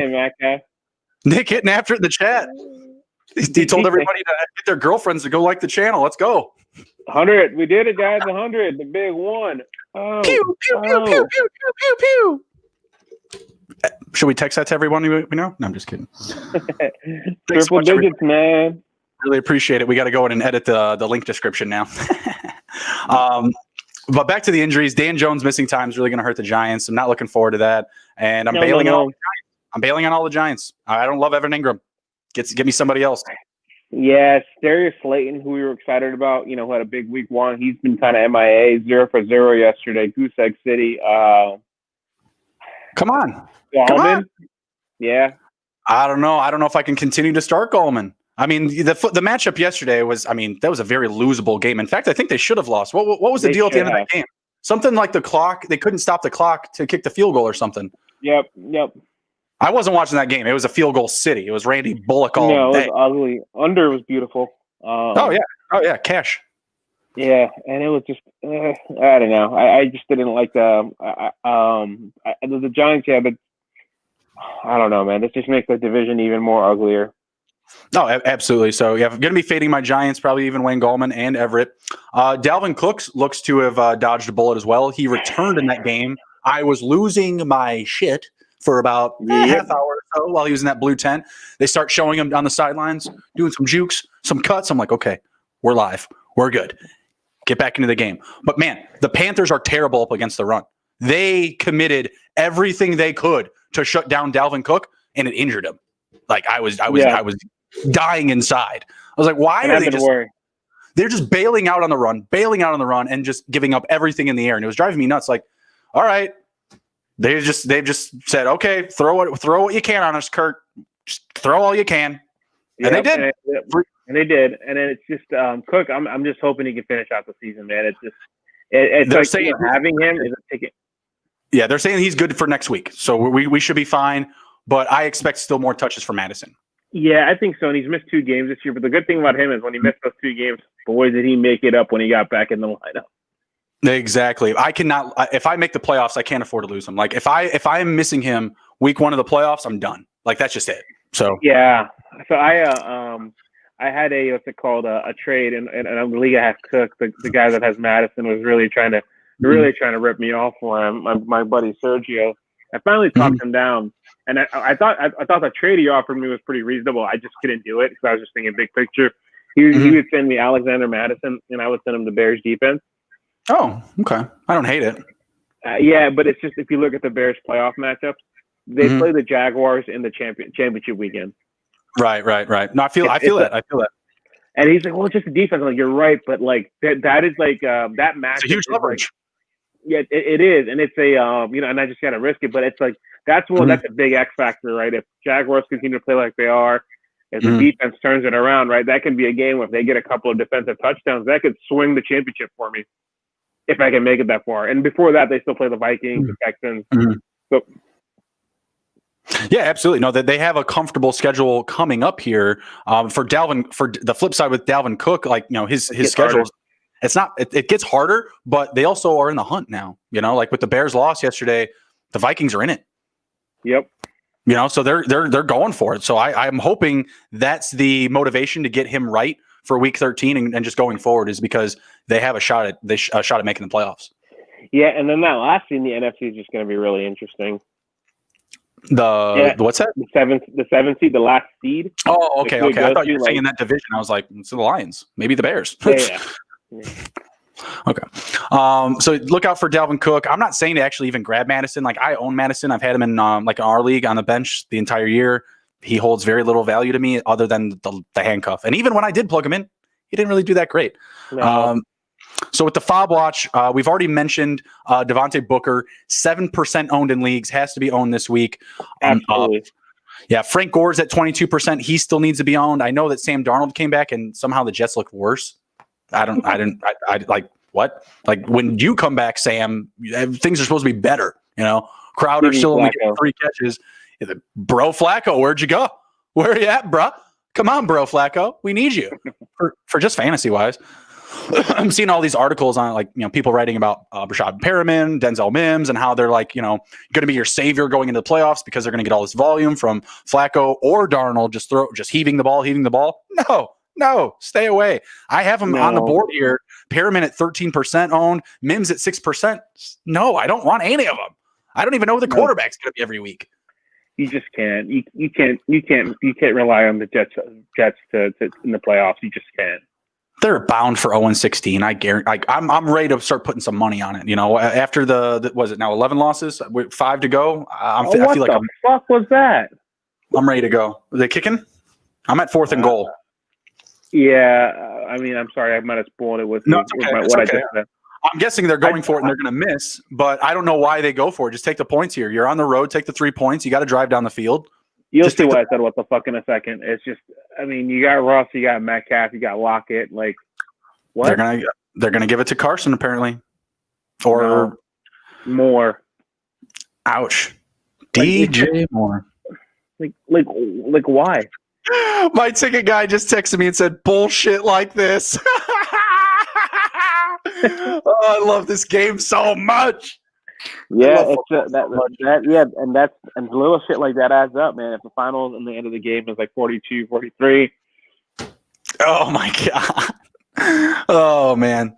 I mean, hand it off to the Eagles though. I've been saying this defensive front, they're strong. Yeah. Don't play into their strength. Don't go run into the corner that they know how to take care of. Like, come on, man. I mean, yeah. I like the call. I'm always about going for 4th and goal, but it's just you got to go to your playmaker, man. You got to go to if you went to DK and they didn't get it, I'm okay with that. Like, sure. What was that? Like some jet touch pass? Give your guys a shot. Yeah. What I will say is, do you ever watch the Luke Wilson Barstool interview? He did it at the Super Bowl the year after Seattle. I think that was the Super Bowl. They were in Minnesota. In my head, I can't remember who was playing in that Super Bowl. But Luke Wilson was doing an interview with Barstool, and they were asking him about the specific play call, about throwing it instead of handing it off to Marshawn on the one. And he said, before I even tell you an inkling of this story, like the kind of the dynamics of it, right? You have to understand that Pete Carroll has the biggest balls in the world. Like, this guy isn't afraid of anything. And I don't know if you know this, but Luke Wilson going into the call, he was the call to get the touchdown on that play. He was like, holy shit, I'm about to come down with the Super Bowl winning touchdown. And it actually got changed. They called it in the helmet. That's when the play was audibled. And it was still Pete that did it, but the play going onto the field was supposed to be a Luke Wilson touchdown. Isn't that fucking crazy? That's nuts. And he was still all about it. He was still all about it. Like, their plan initially going on the field wasn't even to give it to Lynch. It was to give it to Luke Wilson, winning a Super Bowl. See, little stuff like that. I know we're getting off on a tangent, but I just think about, like, if plays get different, right? If they give it to Marshawn, they score. All of a sudden, Russ has 2 Super Bowls. Like, his legacy, like, he's going to the Hall of Fame, but he's looked at a lot differently, right? With 2 Super Bowls, and if in the two, and if in your 2 Super Bowls you knock off Brady and Manning, okay, that's pretty serious, right? And then the other one I always think about is if because I think it just, and not to get too political, but like if the Niners had beat the Ravens, if Kaepernick had won that, like how differently is he viewed, right? And then how differently he's a Super Bowl winner. He's a Super Bowl winner at that point. Yeah, absolutely. And Flacco probably doesn't make as much money as he does elsewhere. Yeah, it's a really big deal. But I mean, realistically, kind of very little to say about that game. But the Niners just weren't there that night. That's all it was. Is it? Neither was the power. Yeah, literally. Yeah, I hated that fucking game so much. I got stuck at like a fucking B-dubs watching that game in like college. It was fucking terrible. We're sitting there waiting for the power to come on in the game. Almost can you believe that's almost a decade ago? I think 7 years ago now. Shit, it's about to be 8. I feel old. Thank you very much. Appreciate that. No big deal. All right, game's bad. I'm bringing up second down, no gain. You're probably on third down. They're getting ready to punt, probably. Jesus I'm at Christ. halftime, actually. Shut up. Killing me. No, it's not that much. You're watching it on ESPN, right? Yeah. What's your time at right now? Like I'm at 5:52 in the. They're showing a replay right now. They're showing. I'm just kind of curious. Yeah, I'm at 6:23. Wow, about 30 seconds. Okay. I don't know how that happens. It's just a stream sometimes. That's just how it is. Yeah, well, it is what it is. Yeah. Take it for what it is. I mean, the Yahoo stat tracker is always well ahead of the game, so I mean, it's always like that. But call it. No. All right. Back to the board here. Jalen Reagor, if he's not owned, I know he's playing in this game, but 25% owned is enough for me to get him on my roster. Cam Akers had a nice little week. My best Rams wide receiver, Nick, myself, Emron, we've all been saying it. Akers is the guy to own there. Injury, kind of prevented him from taking off early on, but he's got to be owned right now. He's the best dude in the locker room since day one. Yeah. They're finally giving him the ball. Yeah, I was waiting on season actually either part of a trade I did early in the year. I was like, it's going to turn around. I waited. I think I cut him like 2 weeks ago. I couldn't. I had to use the spot. He was just kind of burning, but I cut him. He was drafted in the second round for a reason. Oh, I saw an incompletion on 4th and 8. So what do you call him? Block punt here? I can't tell you. Oh, come on, tell me. Tell me what happened. All right, that's fine. So yeah, Akers only 29% owned. Definitely get him in there. We've already mentioned Kute, 1%. Own him, please. If you take anything from this episode, go pick up Kiki Kute. He's just got a fun name at the end of the day. Come on. Fitzpatrick, he's back. The magic is back, and my hair is going to be gone. Yeah. My hair is say goodbye. I mean, I'm getting a haircut more sooner than later, but this shit is getting shaved off. Devontae Parker, 119 yards. Shark out of the lineup. Goose egg this week. I mean, my only saving grace is going to be like Shark literally like sitting out the rest of the season. Probably won't happen. He'll probably play in the 12th game. The 12th game, just to get my head shaved. What stream do you guys use? We are on all of them. So I have access to the Facebook, the YouTube, the Periscope, and did I say YouTube? Probably. I don't know. Yeah, I think I don't know if Steve meant for the game. Oh, what stream do you guys use? I use YouTube TV. That's what I got. I got Files. I'm more of a DirecTV guy. It's meh. Fair enough. I think I'm going to start firing it up on the YouTube TV on the PlayStation. It works a little bit better, I think, than Apple TV. I don't know why. Apple TV, is it plugged in or is it on wireless? It's plugged in. They make wireless Apple TVs? Oh, no, I'm sorry. No, for internet, is it wireless? Oh, yeah, it's wireless. Yeah, if you get a chance, plug it in and see if it makes a difference. I noticed a difference with that. I gotta find an Ethernet. Oh, I can plug the Ethernet thing into one of the ports, whatever. But we're getting a little sidetracked. Anyways, I'm probably shaving my head because Fitzpatrick is back for the Dolphins, and he's going to make Devontae Parker a stud to finish out the year. And DJ Shark is on quarterback 3. could be another one in a couple of weeks for all we know. We have no idea. Yeah, could be back to Minshew at some point. Have no clue. Really talented receiver, but that team's an absolute mess and an absolute joke. So poor guy. I gotta. Aaron Rodgers is fucking destroying this league. So I'm gonna lose my bet to Nick. So I didn't pick out. I guess so. Well, I don't know. Is Nick picking out the jersey or I'm picking out the jersey? I don't know. You guys, I gotta wear. I gotta remember which one was the sign prop too. I don't remember this. Yours and mine is the shopping one. Loser has to dress up as a superhero and go grocery shopping. Yeah. By the way, Robbie Anderson touchdown this week. You're behind by 1. Just 1. Just one. Watch that be the final too. It's gonna be like 3-2. Watch it be tied, and we're both going. Neither of us hit. Yeah, neither of us hit. I call Wonder. No, I'm just kidding. I was about to say Wonder Woman. We already went through all that. Never mind. Yeah, and then and our receiving prop, man. Why the fuck didn't I just pick Tyreek Hill? Would have been an easy win. I tried to go with Galladay. I mean, I'm sure he might have been better, but we were all trying to get cute. We were all trying to get cute. I wanted to take Hill, but I took Hill on some other props elsewhere, like season long. So I was like, I'll go Mike Thomas. He'll have a good year too. Mike Thomas, I think, was my number 1 over Hill still. Yeah, it's. I mean, you picked Thomas, Nick picked Hopkins. I picked Galladay, and like it's realistic, right? I think they've all had double-digit touchdowns at one point, but Thomas missed most of the year. Galladay's missed, I think, half the year at least, if not more. Hopkins isn't playing. He thinks he would have more touchdowns, just especially, but Kyler's been sniping so many of those touchdowns. He's got like 11 or 12 rushing. Leading rusher for the Cardinals, yeah, it's crazy. Or touchdowns, anyways. Drake's up there in like the top of the league for yards. I got to be careful. I'm gonna knock over my Bears helmet. So next up, we got Trey Burton, 13% owned. Nick, I'm sorry that I took him out of our DFS lineup, but I hope you also made that Saints switch. I don't know what happened there. It was like we gotta get the Saints. We gotta get the Saints defense in there. So I don't know. Maybe he pulled. Made a switch and got him back in. I hate Trey Burton. He's 13% owned, but Frank Reich doesn't hate him. Phillip Rivers doesn't hate him. So you guys shouldn't either. Go and get him. Go pick him up. He's a bastard. He'll do something for you. Brian Hill, he's actually 39% owned, but if he's still available, you got to go out and get him. Same thing with Ito Smith. Ito Smith, 1% owned, but both of those guys are going to be getting touches. So you definitely got to get him on your roster. Who's the last one? Gabriel Davis. Gabriel Davis for the Bills. You told me about him. I picked him up and I didn't even start him, man. What?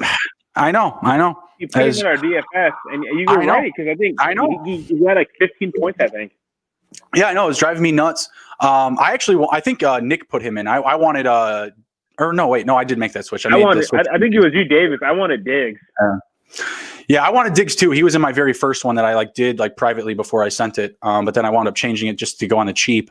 But yeah, he's definitely someone that's got to be owned, especially with John Brown, man. He just can't stay in the lineup.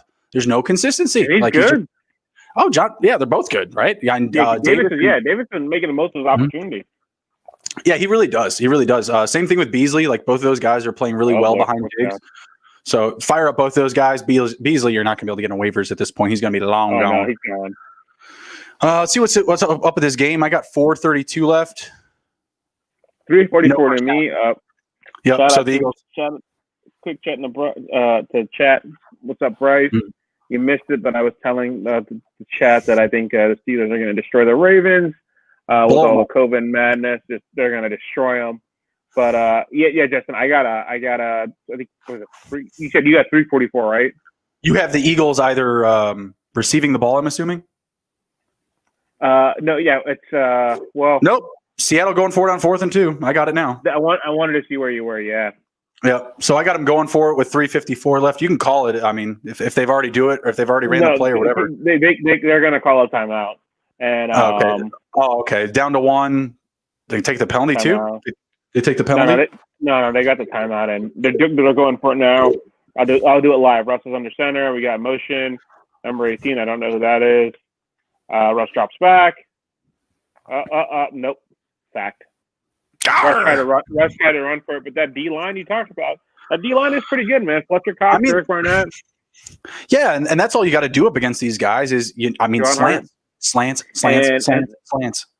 And for all the good things Seattle's done, they have never been able to fix this offensive line for like the last 7 years. Yeah, it's really weird because they've had been a problem. Runners. They've always had decent runners too.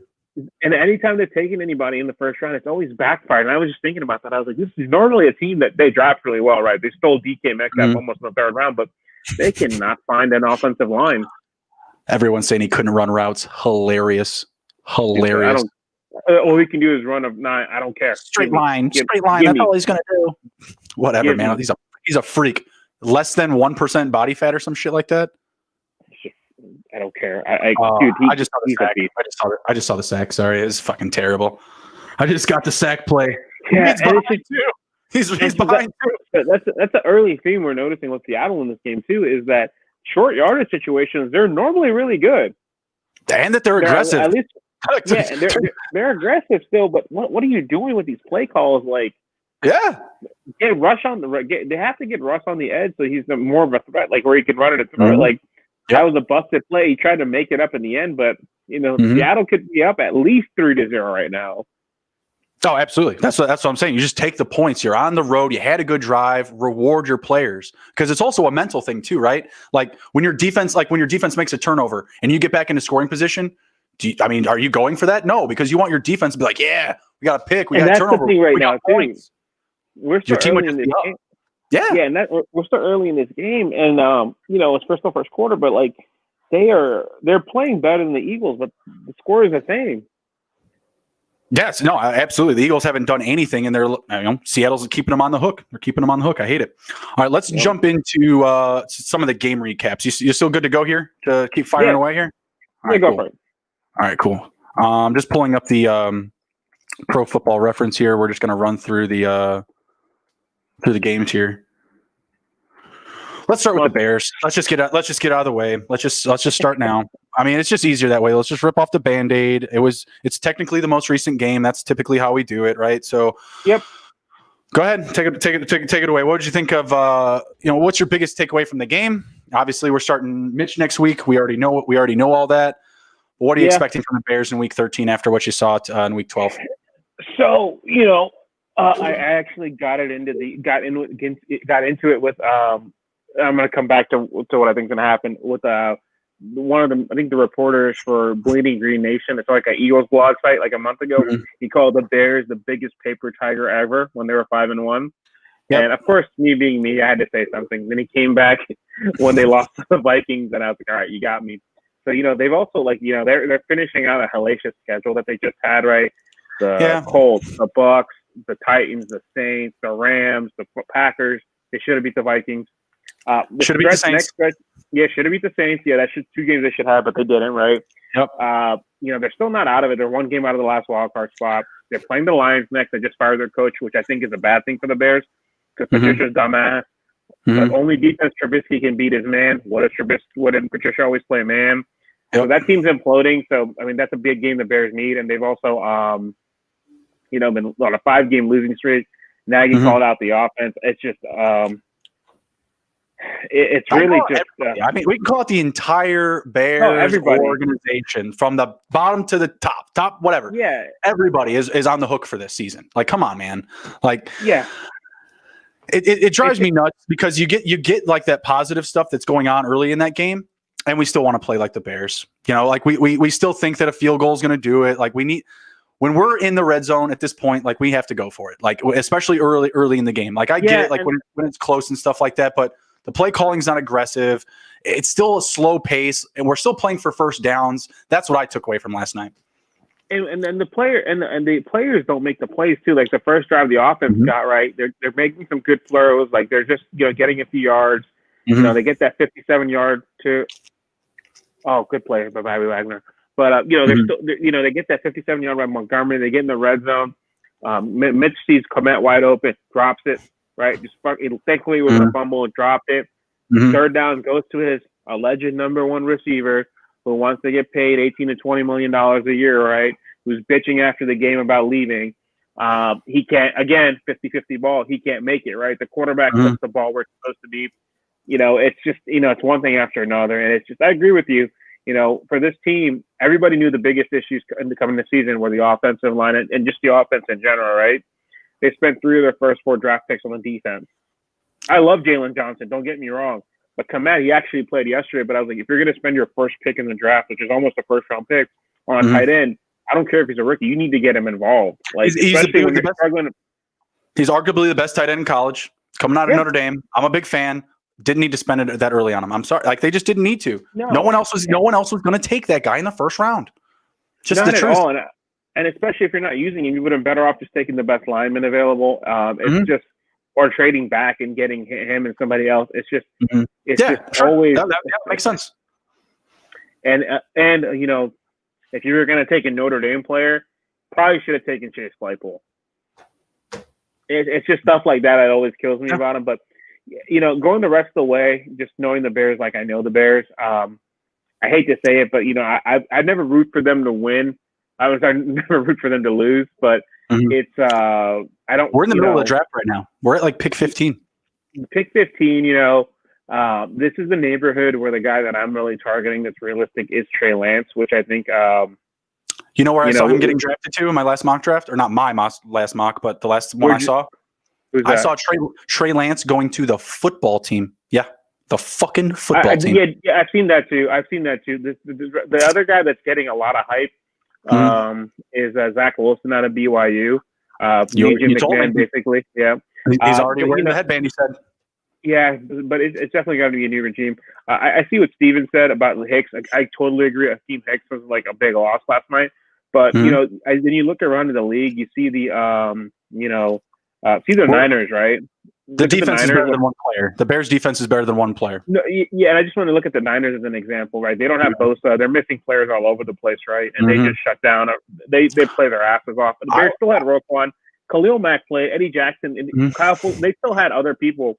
You know, and I'm okay. I'm okay with giving up 20. I understand it's the Packers, but you just got your asses kicked. You know, Akeem Hicks is if that's what it is. I mean, you know, Did you see the photo that I posted of Mitch getting the stink eye pregame while he was giving that speech? From Bilal Nichols? Yeah. I mean, I was just like, if people kept posting that, I was like, you know. I'm sorry. It's worth observing, though. Like, Khalil Mack was to the right of it, and he looked focused on what Mitch was saying, too. That's what I'm saying, though. Like, maybe this game was really over before it started. Like, I mean, really. I mean, when I see something. Was never in it. That's what I'm saying, though. Body language is a huge thing. And when I see a defender like that's going to be playing a ton in the game, and then I look at the final score and I go, there's something to this, right? Like, it's, I mean, when you have a player that's literally starting up the middle on your defense that has that attitude pregame, it's not going to be good. To be fair, the speech, it was meh. I mean, it was meh. It wasn't getting me he's always good at that. No, he's always good about that. I've always had a soft spot for him. Everybody knows that. Like, I've always wanted him to be the guy. I think this week is going to be more telling. You know, I didn't expect them to win yesterday. I wanted to be wrong, but the Lions, they should absolutely beat the Lions. I expected them to cover. Oh, yeah. I expected it to be a typical like game where they're losing 20-10 or something, and they score a touchdown late to make it look closer. But yeah, I think for them, this week is going to be telling. Now he called out everybody, all the coaches, all the players. So what does that do? You come home on Sunday, you need that win. 6 in a row is awful, but no, it's terrible. Look for them to maybe get a win this coming week, but I'm not banking on it. I'm ready to drive down the draft spots. I'm sorry, I'm just ready because I'm seeing Zach Wilson go like top 12 too, man. Like I don't know if Zach Wilson will be there for us at 15. He won't. Or higher. I don't think. Yeah, and I think they're going to end up just our luck. I think they're going to end up beating the Lions, the Texans, and the Jaguars. They're going to end up going 8-8. That's just what it is. To the middle. Yep. Every time. Yep. Why go to the middle when you can run to the bottom? I absolutely hate it. For the Packers, who they got next week? Don't they have a good game? Yeah, they got the Eagles. They're going to Philly. That should be a good game. Should be solid. Eagles should be able to get to Rodgers. Yeah, I would not be surprised if there's an upset there. I'm not going to bet on it as a Bears fan, but I feel no, I'm not going to bet. I'm not going to bet. I wouldn't bet it, but it's just another one of those something doesn't seem right games. Right. Like depending on what happens here, if the Eagles win this one, then I'd say, watch out. Yeah, I could feel that. All right. I mean, everyone for the Packers got it done. I mean, you got Alan Lazard, you had Devontae Adams getting work. Tanyan got that big play. That was wild. Williams, yeah. Jamal Williams got some love. Yeah. I mean, it was just the Packers feasting on that Bears defense that just, to me, didn't look ready to roll. Yep. That next matchup, the Chiefs and the Buccaneers.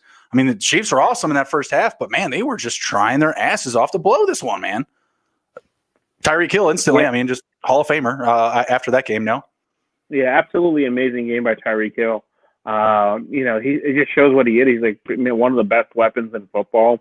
And, one of the things also I mentioned before the season, I was telling you guys that how much of a weapon I think that Travis Kelce is, that I don't think he's just a tight end. Like, that's a guy I thought that should go first round in draft just because he's just, he's just not a tight end. It's just, that's a game changer, right? And so that offense, it's just so hard to stop. And then you sprinkle in these role players like your Hardmans, your Watkins, your Bells, your Hilaire. It's crazy. Like, you can't guard everybody, right? So I was surprised that they were so quiet in the second half. Yeah, it was crazy. I just didn't understand what was going on. I mean, realistically, they just didn't target Hill on every play. I mean, they just kind of stopped using him. He did get a touchdown though in the second half. Still, I mean, he drove the number up to. Did he hit 300 or two? Was it like 260? 263, I think, is what he closed out at. 263. Hey, I'll take it. Yep. I was sitting there going like, yeah, okay. To win my matchup, I just need like 2 more touchdowns from Hill. Like he already had 3. I was like, let's go for the 5. I believe in both the leagues that I'm in, he did not score 50 points. That's a crime. It's a crime. Yeah, he scored 60 in ours, but we're full point PPRs. Yeah, 10 yards per point. Yep. Yeah, that's what it was. Because I'm full point in another league, and he only had like 47, and I was just like, man, this guy deserves 1 billion points in this game. It's not fair. Why don't I get a plus 10 for like over 250 receiving or something? Give me. So yeah, we had the bonuses too. The bonuses for over 100 and then over 200. There you go. Yeah, I mean, you should. 100 I don't like, but 200, yeah, because 200 is not common. Yeah, the bonus for 100 is just 100 is just 1 point. That's good. That's good. Yeah, 200 is 2. Yeah. Yeah, 200 is tough. 200 that doesn't happen all the time. I mean, Will Fuller had a huge game, didn't hit 200. You know what I mean? Like 175. Yeah. Game. Yeah, it was a big game for him, so still couldn't hit that number. I didn't really hate Tom Brady in fantasy. I mean, he got it done, like 3 passing touchdowns. You can't kick that away. But early on, man, he just like, where was he? Like he had the droopy eyes and the sideline and everything, like this. And that's what really underwhelmed me in this game. Like the Chiefs stars all came to play, but like the Bucs are like maybe the only team in the NFL that you could say star for star, they're there. Like with the Chiefs, right? Godwin, Evans, Gronk, Brown, Fournette, Brady, and like it just took forever for them to show up. Brady did have some crucial picks. But that's another team, man, that I don't know what it is with that team. They do not look good at all. No, they don't. I mean, Bruce Arians is saying that he's got to get Rojo 20 touches per game. Well, first off, like the 3 of us have been saying that for weeks that they need to establish one of them. Rojo looks like the better guy. That's just who we've been saying. But yeah, okay, cool. You've got it figured out now. We've got to get Rojo 20 touches. What's that going to do for everyone else? And realistically, do you think that he gets 20 touches in week 13? I'm going to say no. I think it's just bullshit. Yeah, and I think it's one of those I got to see it to believe it, right? Because it's probably hard for him being such an offensive pass first guy, having all these weapons, having to revert to a running game. But dude, what do you want this more? Your pride, or do you want to win games? Because you guys are struggling right now, and when you run that offense through Rojo, you guys do better, and it doesn't mean you can't pass the ball, but you use the run to set up the pass. This is something Aaron's going to have to look himself in the mirror and make these changes because they should be a lot better than where they are. He has so many weapons at his disposal. I think I saw Cam go on take to Twitter today, just kind of diving in at Bruce Arians, Cam's Imran's brother. Everybody watching, and yeah, I mean, it just makes a ton of sense. Like you have all these weapons, you have a pretty solid defense. Like that front 7 is one of the top 3 in the league, arguably top 3 in the league, locked in. And the double coverage or the lack of double coverage on Hill, that was telling. I don't know if that was Arians. I don't know who's doing defensive play calling. Bowles, that was Is he? stupid. Okay. Come on, once Todd you get Bowles, burned once, you should have. Yeah, after the first burn, you should have been like, I don't care. Somebody else is beating me. Like, make them go like in chunks down the field. You cannot give Exactly. And just move the safety over. Like, it's not that difficult. Everyone at home can tell you what to do, Todd. Come on. Everybody on their couch can tell you, hey, there's Cam. I just saw him pop in the chat. Yep. Ask and you shall receive. Hello, Cam. Good evening, sir. Yeah, I mean, there's so many weapons there. Just feed Rojo, I guess. That's what Bruce Arians is saying. Keep it simple. Feed Rojo. Does it happen? So, yeah. I think he's full of shit. And another comment from Steve just dropped in the chat, which we were talking about, I think, on a Wednesday, too, is they also have Fournette on the team, too, right? And they need to just accept that. Fournette's been struggling all year running the ball. But in the receiving game, he's been all right, and Rojo's the opposite. When he's running the ball, have you seen Fournette's last 2 games? He's got drops like crazy. Let me pull this up here. Yeah, I know he's struggling, but that's what I'm saying is that Rojo can't catch either, right? Like that's one of the struggles they've had. That's what Steve's saying, like dumping off passes. But that's where I think you need to just Keyshawn Vaughn, or you use him or something. But you need to do that kind of stuff to open up the offense a little bit. Yeah, Leonard Fournette, 3 catches, 6 targets, 3 yards. Not that much better than your boy Gallman, man. Like it wasn't there this week, and he had drops last week. It was the same thing. I'm starting to think that Tom doesn't have the short yardage touch anymore. Like, I can't throw it 5 yards. I can't throw it beyond 20. Where can't I need 10-yard route every time? I don't get it. I think it was 0 for 19 for yards beyond like the 40 yards or something, and for the past month for Tom. I don't know if he hit one this week. Let me see his long. Oh, he hit a 48 yarder in this game. So looks like he got right. Godwin was getting behind the defense a couple of times. John Reed is playing GM. The Niners and Eagles should make a trade. Jimmy G for Wentz. That won't happen. Wouldn't happen. I think Wentz. Is that Hurts? Hurts is in. I got a commercial. We're checking out 5G.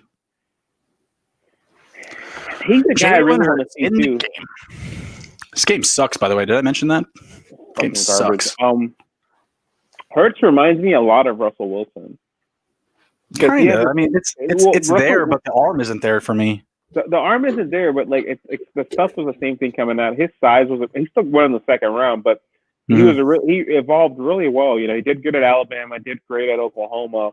He's a speedster, he's a little small guy, but his teammates always loved him. He's a good leader. I really like him, and I think but I think he went to I don't know if Peterson's gonna know what to do with him though.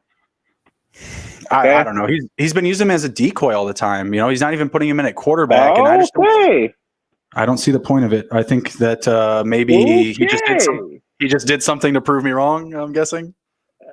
Oh, never mind. He did, but fucking Wentz. You want me to say what happened?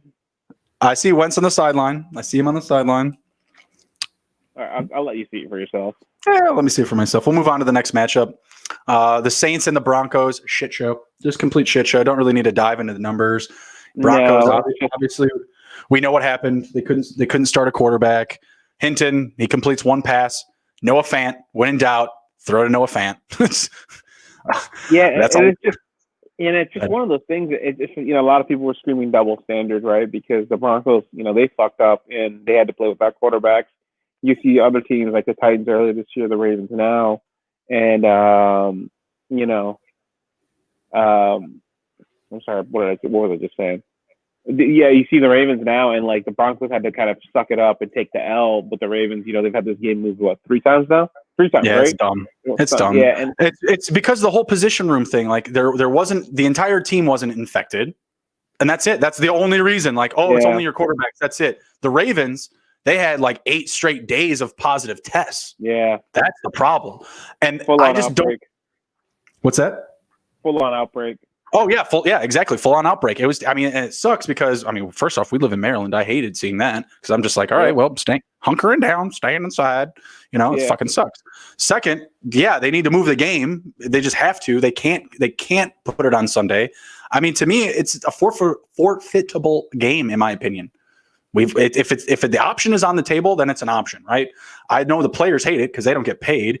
we hate it because it's literally like, how do you count that in the record, right? Like, who gets to win? I think the Steelers do, wouldn't they?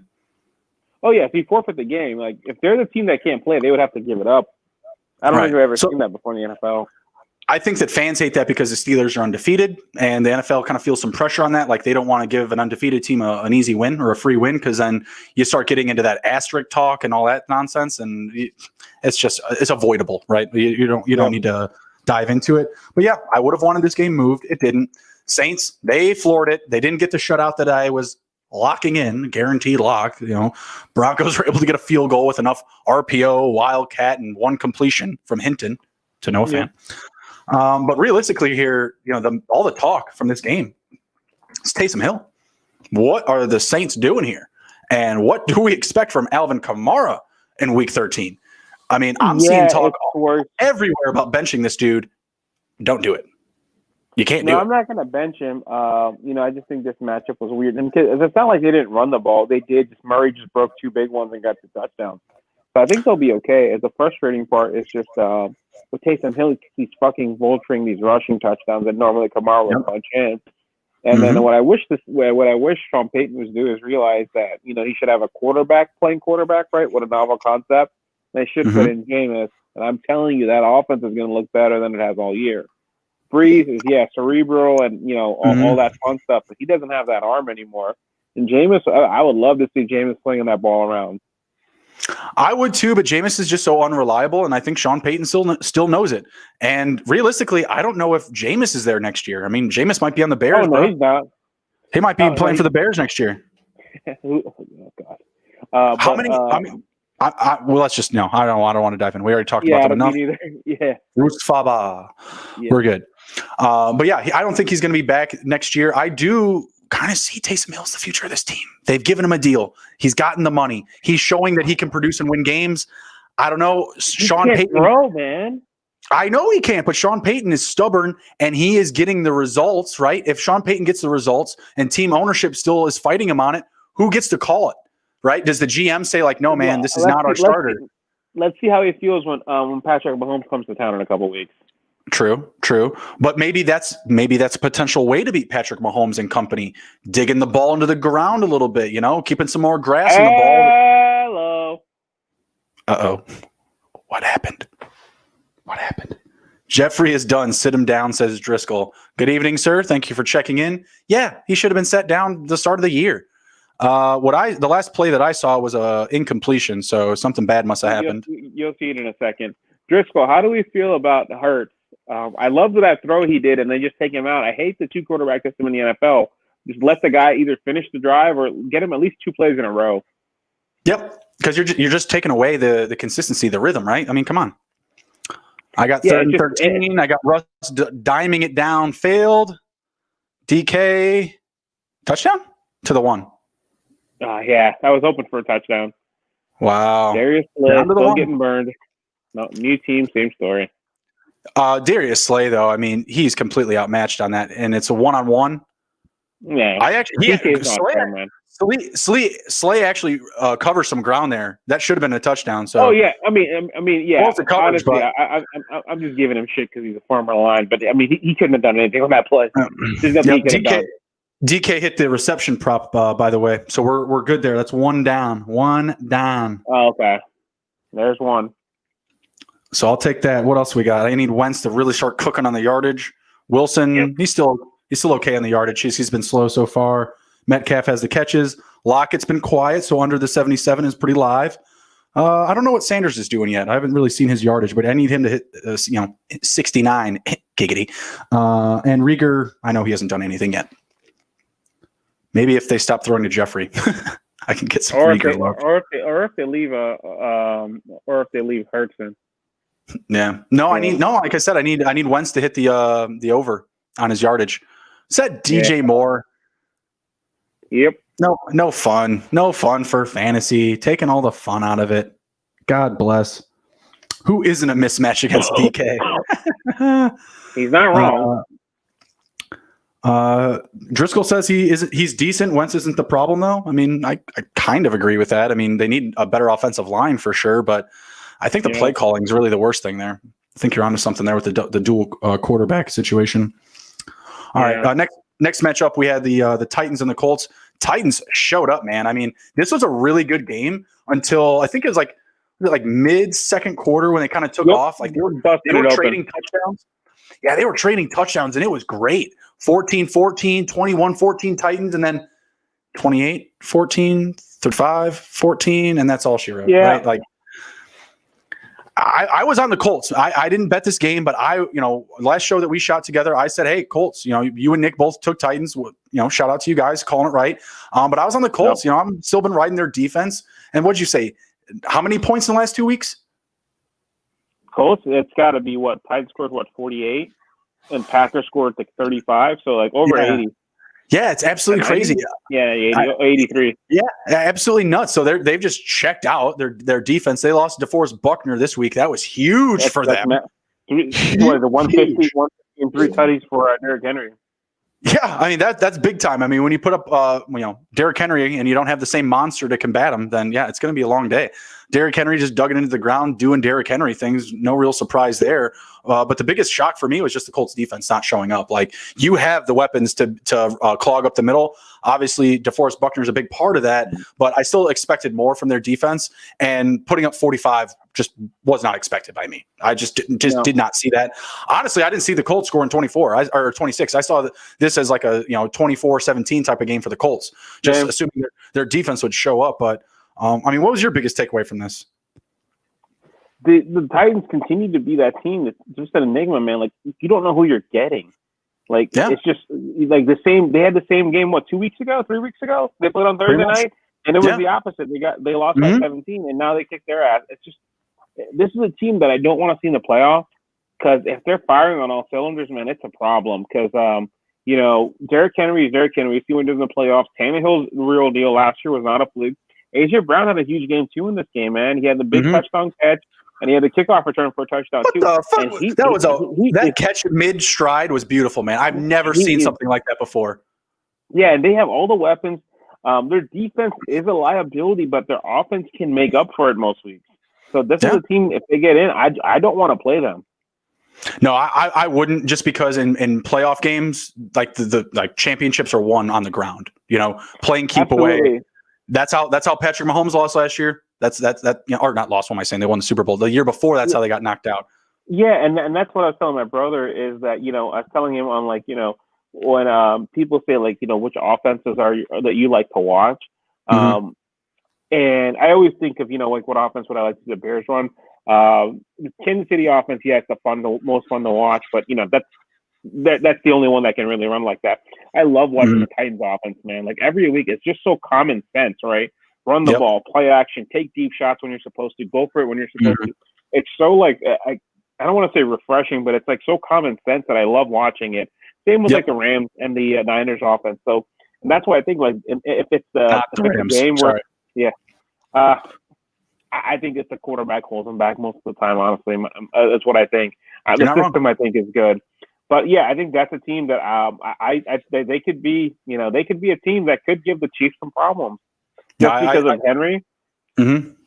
Yeah. No, I think you're right. I think you're right. I think when they do make the playoffs, I think they're going to roll in there. I think they're going to be trouble for somebody, and it looks like they could potentially work towards. Are they going to get? No, they can't get a bye. No, they can't. No, there's only one bye now, and it's going to be Chiefs and Steelers battling that out. And I forgot about that. You think Steelers can hit it? I don't know. 16-0. I'd have to look at their schedule. I don't have it up in front of me, so I don't really know. But running the table 16-0, I'm going to say it's less likely than the Jets going 0-16. I'll just say that. I agree. Jets have a better chance to go 0-16. Oh my God! I just saw the first down play. Wentz throwing into the ground. Oh my God! Hate this game so much. So since there's only 6 games left, I'll just read off the Bills, the Steelers, real quick for you. Just to wrap this one up. They got Ravens, obviously, football team. The Bills Sunday night on the December 13th. I'll take a loss. Just because first parity take. Yeah, Colts. Bengals win. Colts win. And then Browns to close it out in Cleveland. Yeah, it really just hinges on the Browns and the Bills. That's it. It just hinges on those. The Buffalo game is in Buffalo. Okay, so I'll take the Bills there for parity's sakes. So I'll say they lose that game, but they can win it. I mean, it's a winnable game. Yeah, all other games are winnable. This was the one I thought that they would lose because of the is the rivalry thing, and just the Ravens be desperate, but with no Lamar and half the roster. I don't. Before all the COVID, I had them splitting their series, so I would have had the Ravens winning. But obviously not anymore. I'll take, like I said, I'll take the Steelers at minus 16. Fuck it. Let's see. Colts and Bucks play only games are tough on schedule. Steve actually shouted those out in the chat too. Sorry, I didn't see that, Steve. Yep, we're good with you, Steve. Yep. So put a bow on that one. Next up, we got the Giants and the Bengals. There's really not much to say here other than fade all your Giants and fade all your Bengals going forward. What guy on either roster are you ready to continue to fire up every week? Anyone? Bueller?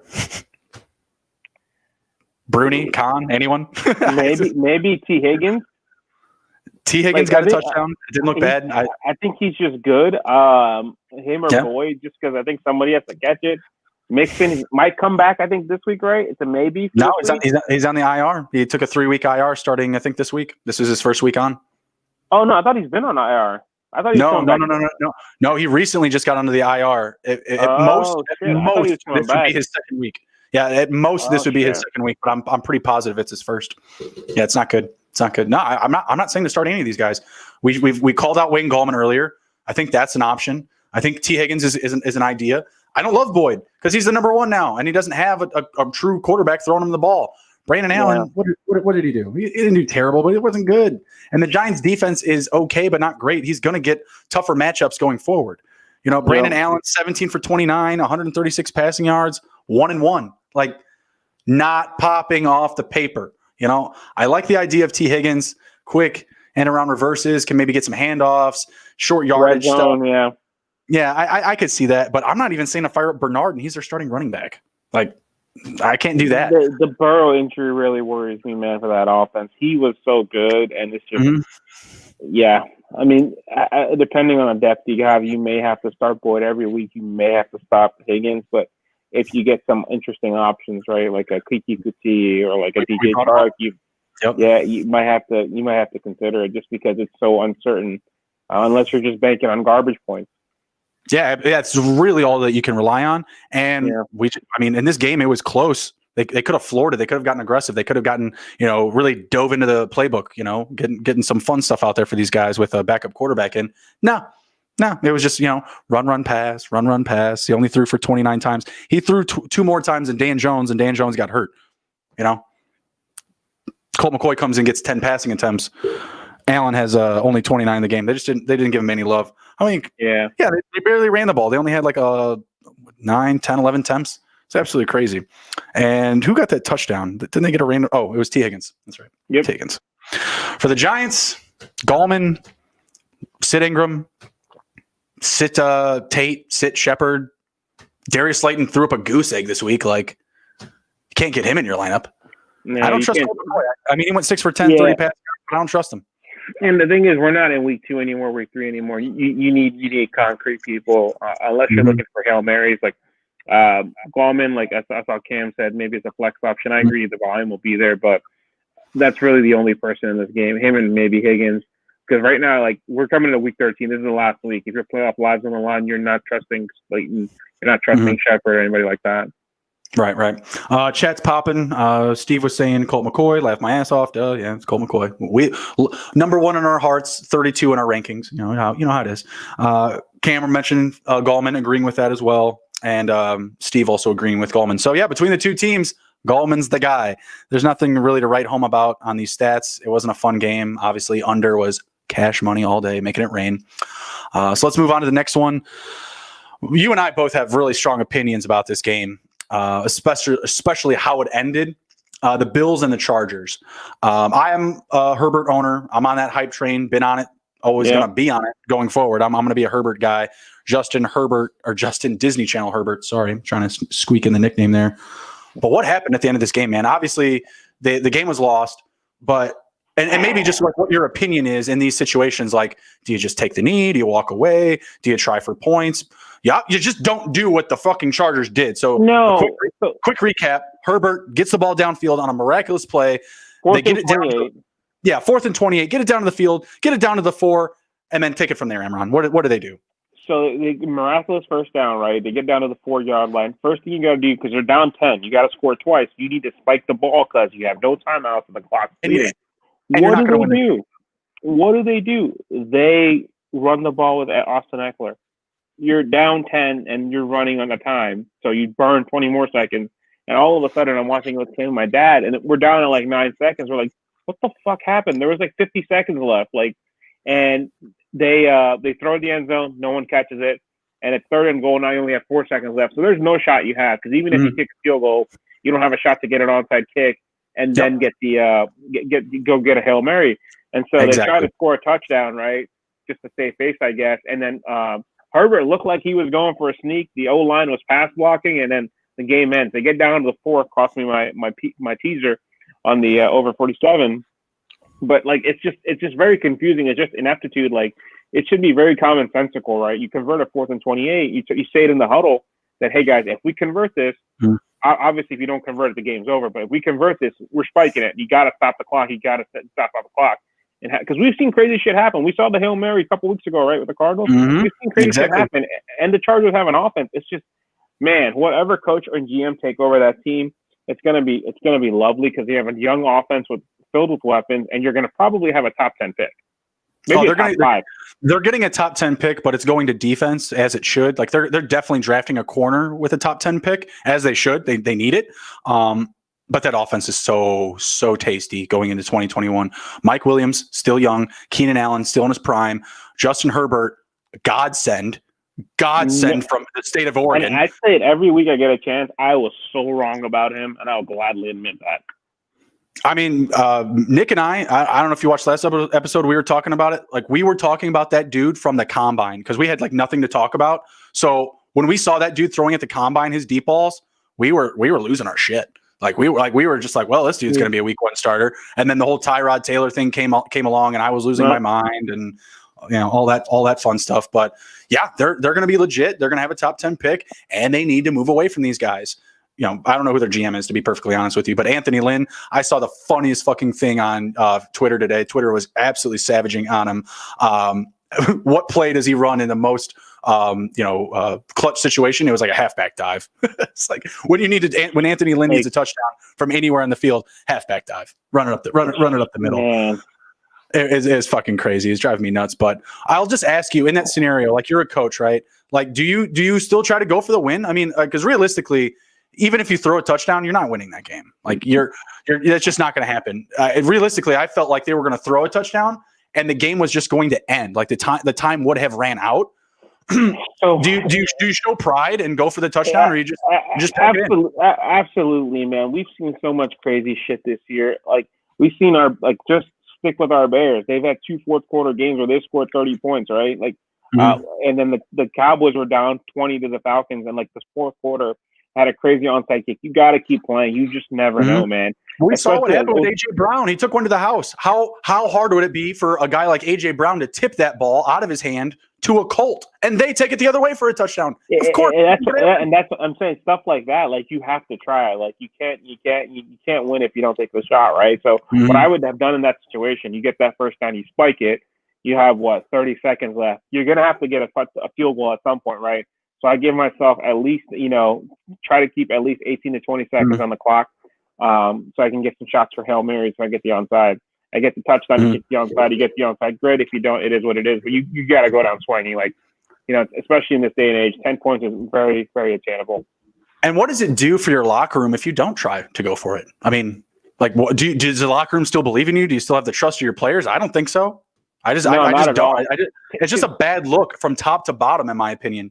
And I think there's also a fine line, right? Like, I mean, if it's 21, that's a little bit different than if it's 10, right? So if it's 21, there's no way you're scoring 3 touchdowns. It's just physically, it's not possible. Sure. To score 2 touchdowns, get 3 onside, but like 10 points with you having the ball already, it's very possible. So I think the other team at that point, if you're up 3, like if they're up 3 and they're back up to the red zone, they just let you score.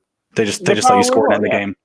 Yeah, they just let the game burn out at that point. That's like where you get like the garbage time, killing cashing the over or maybe killing an under. You know what I mean? Stuff like that. So with the Bills, everything was the Bills. Everything was the Bills' way. Pretty usual. We were missing John Brown. Gabriel Davis got it done as a fill-in. We were talking about that on Wednesday. We got him into our DFS lineup. I was an idiot and didn't put him into my regular lineup. I put in, wait for it, Jordan fucking Wilkins. Oh, my God. Yeah. Sometimes I don't know who I am. I really don't. I look in the mirror and I say, who do you think you are? Man. Yeah, I think Nyheim Hines is the only guy I trust going forward. But John Taylor was out. I was just like, come on, Justin. No, your thought process, I agree with it. I don't disagree with the thought process, but just from what I've seen this year, all year, the only guy I trust is Hines. I didn't mention it when we went over that game, the Colts and the Bills, but you saw what Jacoby Brissett did, right? Or what Frank Reich did. I did want to talk about that, where they basically had – we speak about the two quarterback thing, but they did that a lot. They did that last week against the Packers, too. They bring him in on downs where they want to either do a QB sneak or a run. Who was the backup behind Brissett last year? Oh, some scrub. I was going to say, I don't remember who they were running two quarterbacks with last year. But no. I'm saying this year. This year they started doing it. Like last week when they played the Packers, they brought in Brissett a few times, and this week I think he had two rushing touchdowns, and he had a couple of running plays. I don't know what they're trying to do. I don't know what they're trying to prove. We don't want Wilkins to score touchdowns. That's it. I just don't understand it sometimes. Everybody's either trying to be too cute, just piss on fantasy. I really feel like there's coaches out there that have that in the back of their head. You know what? Fuck y'all. Jordan Wilkins is not scoring 2 touchdowns this week. I don't care about your fantasy team. Everyone thinks they're Bill Belichick. Just tell me, is Seattle going to score a touchdown here, man? What the hell? Have they scored yet? I'm sitting at third and goal. They're still losing. Or no, now they're winning. Sorry, they are up. They are up 7-0. Yeah. What happens? Russ just got an intentional grounding. Jesus Christ! Wait, who got intentional grounding? Oh, Russ got it. Yeah, I see it. Okay, so we're kind of caught up there. Yeah, I got second and goal actually. Okay, yeah, I got the same thing. That's weird. 5:35 on the clock. Yep. Okay, all right. Let's move through it. Next up, another quick one. I mean, Atlanta and the Raiders. Raiders just weren't there, man. They just never showed up. I don't even know if they got the plane. They got their ass kicked, and the weird thing was I picked them to win this game, but they were 4-1 on the road coming in. Atlanta was 1-4 at home. Mm-hmm. Just shit happens. I guess that's all I can really chalk it up to. Right? They're still competing for the playoffs, and they need this game. Yeah. If I went to the book this week, the Raiders would have been a lock for me. So I'm glad I didn't. I mean, literally, they would have been all over my tickets, man. They would have burned it. God damn, it's a grown man. Something just happened, I'm guessing. So let's check it out. They're still doing this whole grounding thing. I don't know, man. I don't know what the hell they're doing. Now they're going to get to it. Yeah. You'll see it now. All right. But yeah, man, the Raiders, they just checked out. They're a playoff team. They could be playoff bound. They needed a win here. I was really, really disappointed. Falcons showed up, but I mean, realistically, it was all fucking Young-Hoo Koo. He was just lighting it up. I think he had, what was it? 5 field goals and I think 3 or 4 extra points. Jesus Christ, man. Probably lighting up your fantasy team here. I wanted to see 20 points, yeah. Matt Ryan, still not great. Didn't even get 200 passing yards, throws an interception. Does get the 2 passing touchdowns. Cool to see, but he's just not there, man. Is he done after this year? How many years does he have left? There you go, Carson. There you go, buddy. I think he's got a couple left. But I don't think it's going to be in Atlanta. I think there's going to be a full-on blow-up. I think him and Julio are gone. I mean, there's lots of places these guys could go. There's going to be lots of spots for quarterbacks this year. Quarterback's dying. It really is. What if Ben wins a Super Bowl and retires? Yeah, it happened. He's up there in age, right? Right. It's just teams all over the place.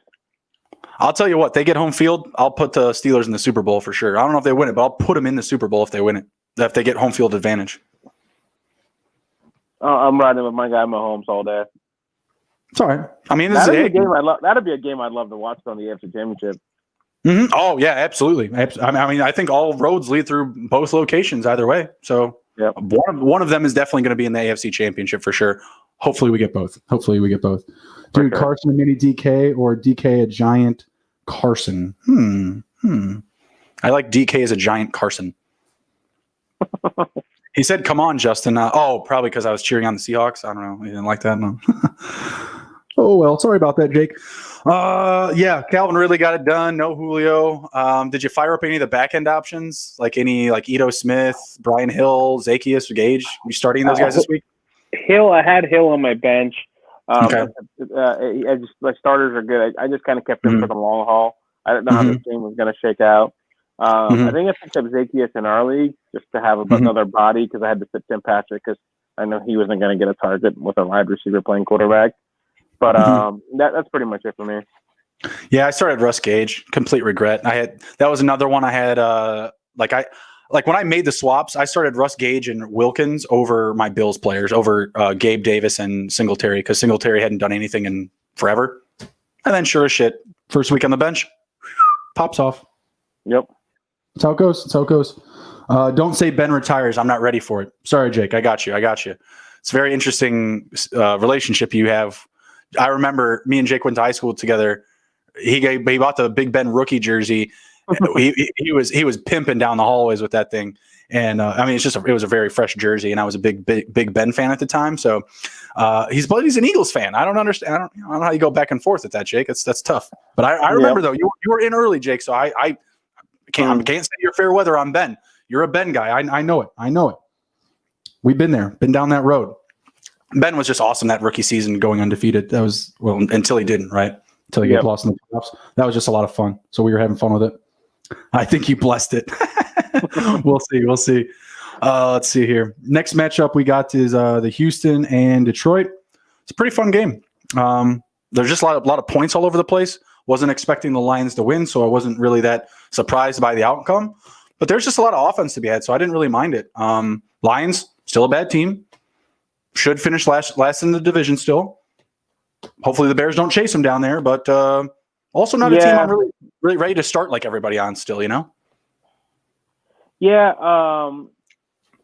Galladay, if he comes back, I'd like to see that. But this game also just put the nail in the coffin for the Giants. I'm sorry, Lions GM and head coach Patricia's out.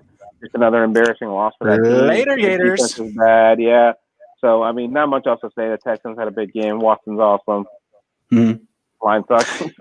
Yeah, they just weren't very good. I will say that I was expecting more from Stafford. Just the one touchdown, that just wasn't enough for throwing 42 times for Staff. The yardage was there though. That's what I appreciated was just he was just moving the ball, just constantly moving the ball. I got kickoff. They're literally kicking off and something's happening. Damn. Yeah, the refs, man. Jake probably saw this is a bullshit call in the grass. You know how Wentz plays. You know he's gonna fight. That's a bullshit call. Damn, you're that far ahead. They already have the ball in passing? Jesus Christ. How far is this stream behind? Yeah, I'm at 456 right now. I'm at 518 and running. Yeah. All right. There we go, baby. Clocks. There we go, baby. There we go. Hit that over for me. Hit that over rushing prop for me. Sanders? No, Wentz. God damn it. Wentz crushed it right now. He just got a 20-yard run. Nice. That's their first down. Holy fuck. Only whatever it is, 4 to some odd to go in the quarter. Or in the half, I'm sorry. Yeah, I'm seeing the Wentz run play now. Taking off. Looks good. Oh, took a little last second shot there, though. Playing with some urgency. I like it. But yeah, Stafford was moving the ball, racking up yards, and that's just what I liked, right? I want to see offense. The overhit, so Thanksgiving overs, gotta love those. For the Texans, I mean, we kind of already talked about all there really is to say about them going into the next week. It's going to be a ton of Watson. They're missing Fuller. Fire up Kuti and Brandon Cooks all damn day. And probably both Johnsons if DJ comes back, but definitely Duke still because there's no one else there. You like any tight ends with Fuller leaving? No, because I didn't like any before that. Like I just don't know what they're gonna do. I think they're both gonna get volume. I think it's just gonna change week to week. I agree. It's pretty much going to be the same theme going forward, right? Both of those guys are just going to be playing touchdown dependent option week to week. That's all it is. Oh yeah, Wentz is the problem, says Jake. I mean, was that a bad throw, Jake, or was it a poor attempt to catch the ball? I don't know. You tell us. Also, I don't know which throw you're on because this stream is all over the place. Emron's 30 seconds ahead of me. Jake, you might be on my time. Who knows? Yeah, I'm at 1st and 10, 401. and counting. Okay, let's see here. I just saw that through. All right, next up we got the 49ers and the Rams. Pretty pissed off about this game, man. Jared Goff is losing me. Well, Jared Goff and Derek Carr realistically are losing me this week, but it was a big week. Like I needed the win. Goff, nail in the coffin, cup included. I'll kind of talk about the bus driver talk a little bit. You were mentioning, the Rams. It's probably the quarterback issue or just the quarterback play in general, why they're doing so poorly. Goff has everything he needs. I mean, I think you're right here. He does. It's got a run game, three-headed running game. Yeah, he's got the running game. He's got receivers. The O-line could be better, but the offensive scheme, kind of makes up for that. And they get the ball out quick, so he doesn't have to deal with it. He's just not very good, right? He's just not very good. McVay, this is just a product of the coach elevating a player, right? And making a player look good. I don't think if you drop Goff onto any other team, he's going to look as good as he does in that system because McVay really tries to hide his flaws. But I think as long as he's there, that's just going to limit how far that team can go. Yeah, I agree, man. I agree. With the Rams, you got to get the ball out quick. Like that's what the play calling is designed around. We've talked about it before. When Goff gets the ball out quickly, there's success. And what I feel like when we say when I reflect on the whole bus driver thing, when I say, oh, Goff is a bus driver, they need him to be that guy. You just need to literally throw the ball to who McVay tells you to throw the ball to. Like if you are not throwing to that red route, throw it away. Yep. Seriously, because when he holds onto the ball too long, trying to figure it out in his head where it's going to go, or trying to let the play develop, he just fucks it up. It's just like he's in his own way. And I say it every week: the Rams are in their own way. Realistically, it's just Jared Goff. It's just Jared Goff. What the fuck was that, Miles Sanders? How about the Niners just showing pride, just showing up? That's what I was talking about earlier. The Niners just play so hard. They're so well coached. All the injuries they have, they could easily pack it in. They don't. Robert Saleh, he's going to be a great head coach on some team. With all the injuries that team has had, they're still playing really good. The Rams have a solid offense, so that's going to be a team that they're going to gut themselves to 8-8 on the year, and they really should be closer to like 4-12 with all the injuries they've had. I know, it's crazy, and when those situations come up, I'm still always telling people, hey, run to the bottom. Don't chase the middle. I don't really love that approach. But when you're on a football team, you go to work, man. Yeah, like you're playing for the guys around you, like those guys in the locker room, they could give a fuck about the draft pick. They don't care. Oh my fucking God. What just happened? Oh my God. Did he save it? I don't know what happened. I'm waiting. I'm seeing a flag on the play. I'm seeing 1st and 10. Okay, yeah. So you're just ahead of me. Yeah, let me know what happens. Yep. I hope it's a Sanders run for a lot of yards. No. Oh my God! Somebody ran for a lot of yards. Oh my God! This game is terrible, man. The Birds cannot get it done. It's killing me. Yep. You got a couple more games left, right? What's that? A couple more games left to go from week 1. Week 12. Oh, of the wrap up here? Yeah. We only have a few more. Let's see here. Miami and the Jets. Pretty simple, right? Yeah, not much to talk about. Jets. Another game closer to Trevor Lawrence. Miami looks good with Fitzpatrick. I mean, better with Fitzpatrick. Better. He's the quarterback. Okay, Banks. Come on, just cut it out. I agree right now. If they want to go to the playoffs and do something, I think he should be in. It's okay. He got through a couple of games. I think exactly. I think that's good for now. I think you should just ride Fitzpatrick out because I think you could do some damage. And your best weapon, Devontae Parker, can move the ball with that quarterback. Just keep it simple. Come on. I agree.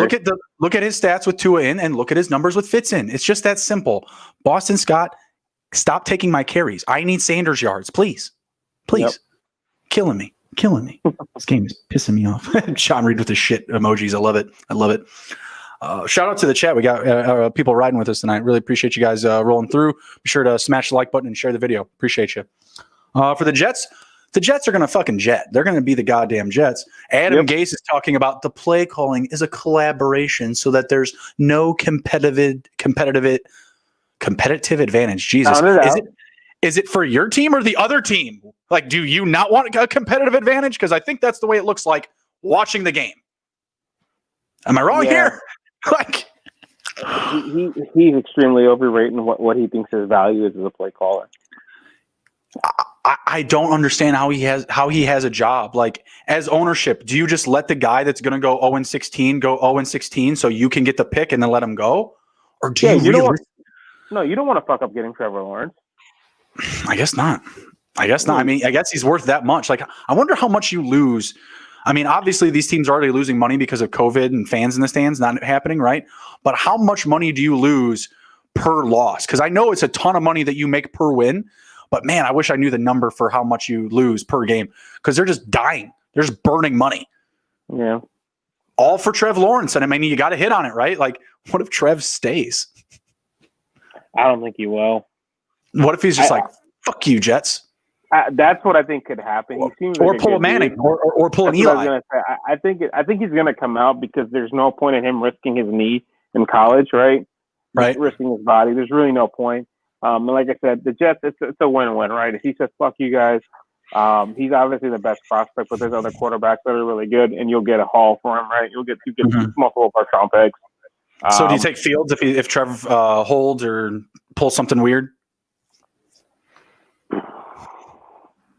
0-16, it's got to be for something, right? I mean, those are the only two guys I can remember. Like, you got to take a quarterback. Yeah, you got to take a quarterback. I think you're going to start all over with head coach. So it'd probably be between, and again, a lot has to happen, right? It'd be between Fields, Wilson, and Trey Lance. Oh man, Wilson over Fields? I mean, I could be just that out of touch. I'm not watching Wilson. I'm not watching college, but is he just that booming right now? Who's that? Wilson. Wilson's playing awesome. He's playing really well. Okay. Fields, the thing too is he's playing good as well, but so did Haskins, right? College Ohio State quarterbacks have never translated to the NFL. He could be the one, right? He's mobile. He can throw. I do like him, but are we not allowed to count Burrow because he didn't get to play at Ohio State? The best quarterback they had on their team, they let him go. Yeah, yeah. Oh, didn't they win a natty with one of those guys with Haskins? No, they lost. Okay, excuse my naivete. The chat. I don't follow college whatsoever, so not gonna be there for me. But whatever. I mean, could be the case there. Man, I don't want to know where even Haskins goes next year.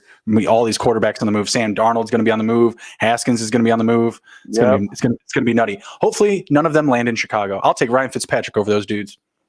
I'll do it. Give me a gap stop on Ryan Fitzpatrick. I'll wait for the next draft because we'll probably miss on one of those guys. Like it'll be all five of those quarterbacks will go before our picks or whatever. Yep. What is it for?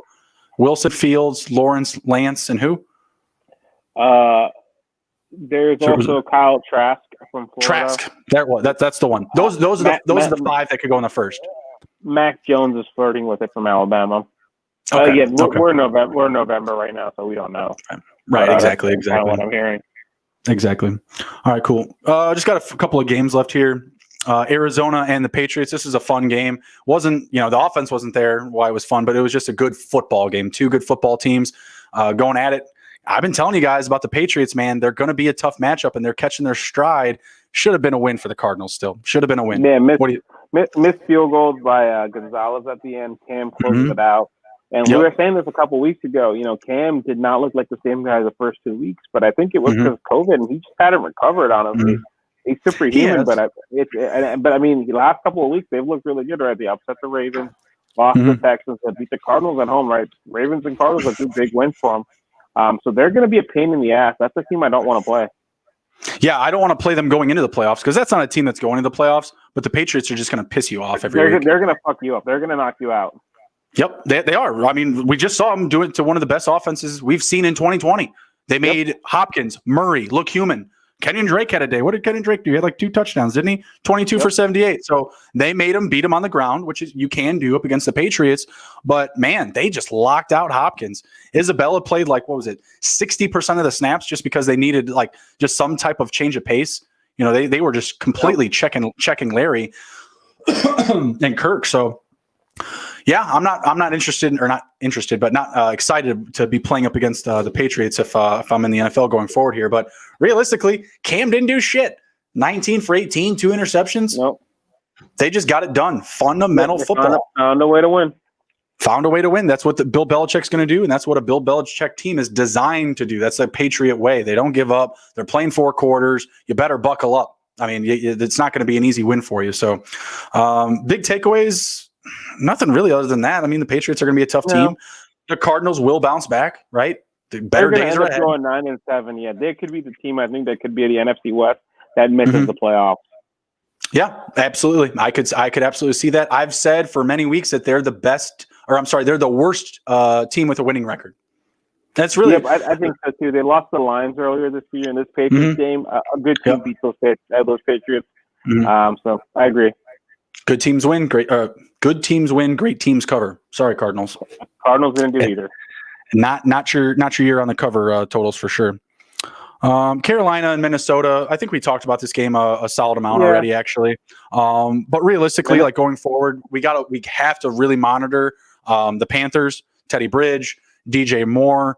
CMC is going to be back after the bye for sure, right? Yeah. So I think it's going to be a lot of Curtis Samuel, CMC, and Roby. I don't really know if we have to dig still for Mike Davis with DJ out. If he's out, we'll see. Follow it. Dalvin Cook looks like he's going to be good to go next week. I mean, this is a good game, but it was kind of a slow, grinded out game. A lot of defense on both sides. Panthers bailed out the ground, like they just committed to beating Dalvin Cook. I just saw the Goddard touchdown, by the way. I'm sure you already had that. Yep. Yeah, I just saw the Goddard touchdown. So yeah, the Panthers just completely bailed on, we're dead set on stopping Dalvin Cook and bailed on defending the pass. That's all it was to me. Missed XP, by the way. It almost worked. Yeah, it's not bad. It did. Besides the questionable play calling at the end, right? I mean, they were up, 24-21 at the 3-yard line on third down. Instead of running the ball and trying to score, or running more off time off the clock, they threw it. That was a play they almost injured more. So, and Minnesota, right? They're still sticking around. They're a game out of that playoff spot. So that last, it's going to be a rush for that last wild card spot in the NFC. So it's going to be interesting to take them. Yeah, I agree. Are you still feeling good if Teddy Bridgewater is down for the Panthers, or are you going to fire up some PJ Walker? I would have to be in a 2-quarterback league to do that. I mean, otherwise, if it's a single QB league, there's got to be better options than relying on PJ, because we're like, it's like, would I want him to be in my playoff game? No. No, I'm saying that not to start him in playoffs as well. Like, I like the concept if CMC is there. Like if in your 2-quarterback league, obviously we both know he's getting started, right? He's going to be rostered. Yeah. He's going to be started, especially if CMC's playing right alongside with him. But I don't feel good about it. And in single quarterback leagues, I know I'm going to have a better option out there. So I'm going to say this to stay away. I'm going to say stay away.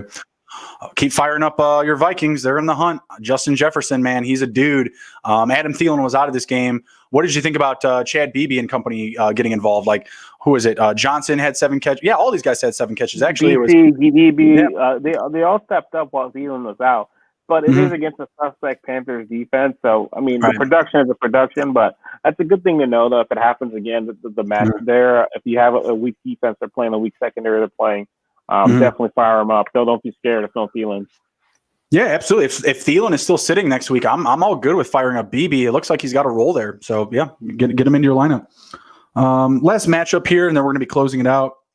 Keeping it pretty simple with this one too. Cleveland and Jacksonville. Not a ton of offense here. Browns just buried the ball in the ground. Like that's just going to be their theme going forward. That's how they're winning games. They're keeping Baker protected. Progressive insurance style, I'll say. Shout out Progressive commercials. Those are getting funnier with Baker. So yeah, Baker's covered. Stefanski's using Progressive to keep him safe.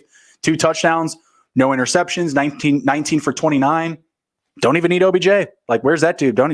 Landry going off, pounding it with the run game. I was loving it, man. I was loving it. I'm with you, and I don't want to wish injury on anybody, but that may have been like the best thing for their offense is having to shift, not having Odell Beckham get injured, but having to shift to a run first, because that's your best player. Like running it through a run and you invested all that money into your offensive line. Use it, and guess what? They're 8-3. They're going to go to the playoffs. They're 8-3. Going to the playoffs, and I wanted to ask you about this one. What do you think next week about hosting Tennessee at home against another 8-3 team? Cleveland's hosting? Yep. Fuck it. Browns win. No, what? Oh, man. We were hyping them up there. I thought we were going to pull them back a little bit. The Titans are so all over the place. They are. Titans could win by 20. They could lose by 14. They're just so hard to predict. They are. And to me, it's their defense. I don't know what defense is going to show up every night because realistically, they put one on up against the Colts. The Colts were, they were putting up some numbers at the end of the game, but they stopped them at 14. Like when they needed to stop them, they stopped them and they just kept going. Like that's what won them the game is literally those 3 possessions where their offense was able to go up. Yeah, and I agree. You just never know with them. You just never know what you're going to get with the Titans. But that's going to be an interesting game to watch. I think that's going to be a fun game to watch. But they cut their trend. They cut their trend first time in 12 years. They have a winning record. Mm-hmm. Yeah, 8-3. Shout out to the Browns. They're getting it done. Kareem Hunt still alive. You got to keep starting him. I mean, he's getting the rack. Obviously, it's not as appetizing as it was with Chubb out. I think he gets a touchdown in the coming weeks. Like he hasn't got one in a couple weeks. I think they get him the ball in the end zone. Yep, I agree. It's coming. It's coming. He's still. I think he's the second weapon after Chubb. Jarvis Landry had a big game yesterday, but Hunt's going to get consider the source. Jags defense, Yeah. Yeah, and the weather getting colder, right? They're not just in the receiving game, but I think it's also going to still get value as a running back too. Yeah, absolutely. I agree. Yeah, they're just going to be continuing to pound that ball into the ground all the way to the playoffs, and that's exactly where the Browns are going. Going to be a while to see them in it, so wish them the best. All right, man. This was it. We got to halftime. You got anything to close it out? No, guys, it's a fun game. I did. Hopefully, we have a fun game now, 14-7. But I enjoyed our first remote ticket to the Hizzy, number 76. I would not be opposed to doing more of these. It's kind of cool. It's a different vibe. Having us on the screen and having the comments on the side. I do like it. Yeah, it's good stuff. We'll see what we get Thursday. We got to wait for Nick's test and see what's going on. But we'll do it to it, and nothing's stopping us, guys. We're going to continue to keep bringing you the value. COVID can't shut us down. Can't do it. Sure. Won't do it. Maybe next time. Oh God. Yeah, but we are in Maryland, so we got to be careful. We got to be careful. So hopefully you guys are all doing well out there. Had a good holiday weekend. Hopefully you got some good value in week 12. Hopefully going into week 13. Take care. Be well. This is Take It to the Hizzy, number 76. We'll see you next time.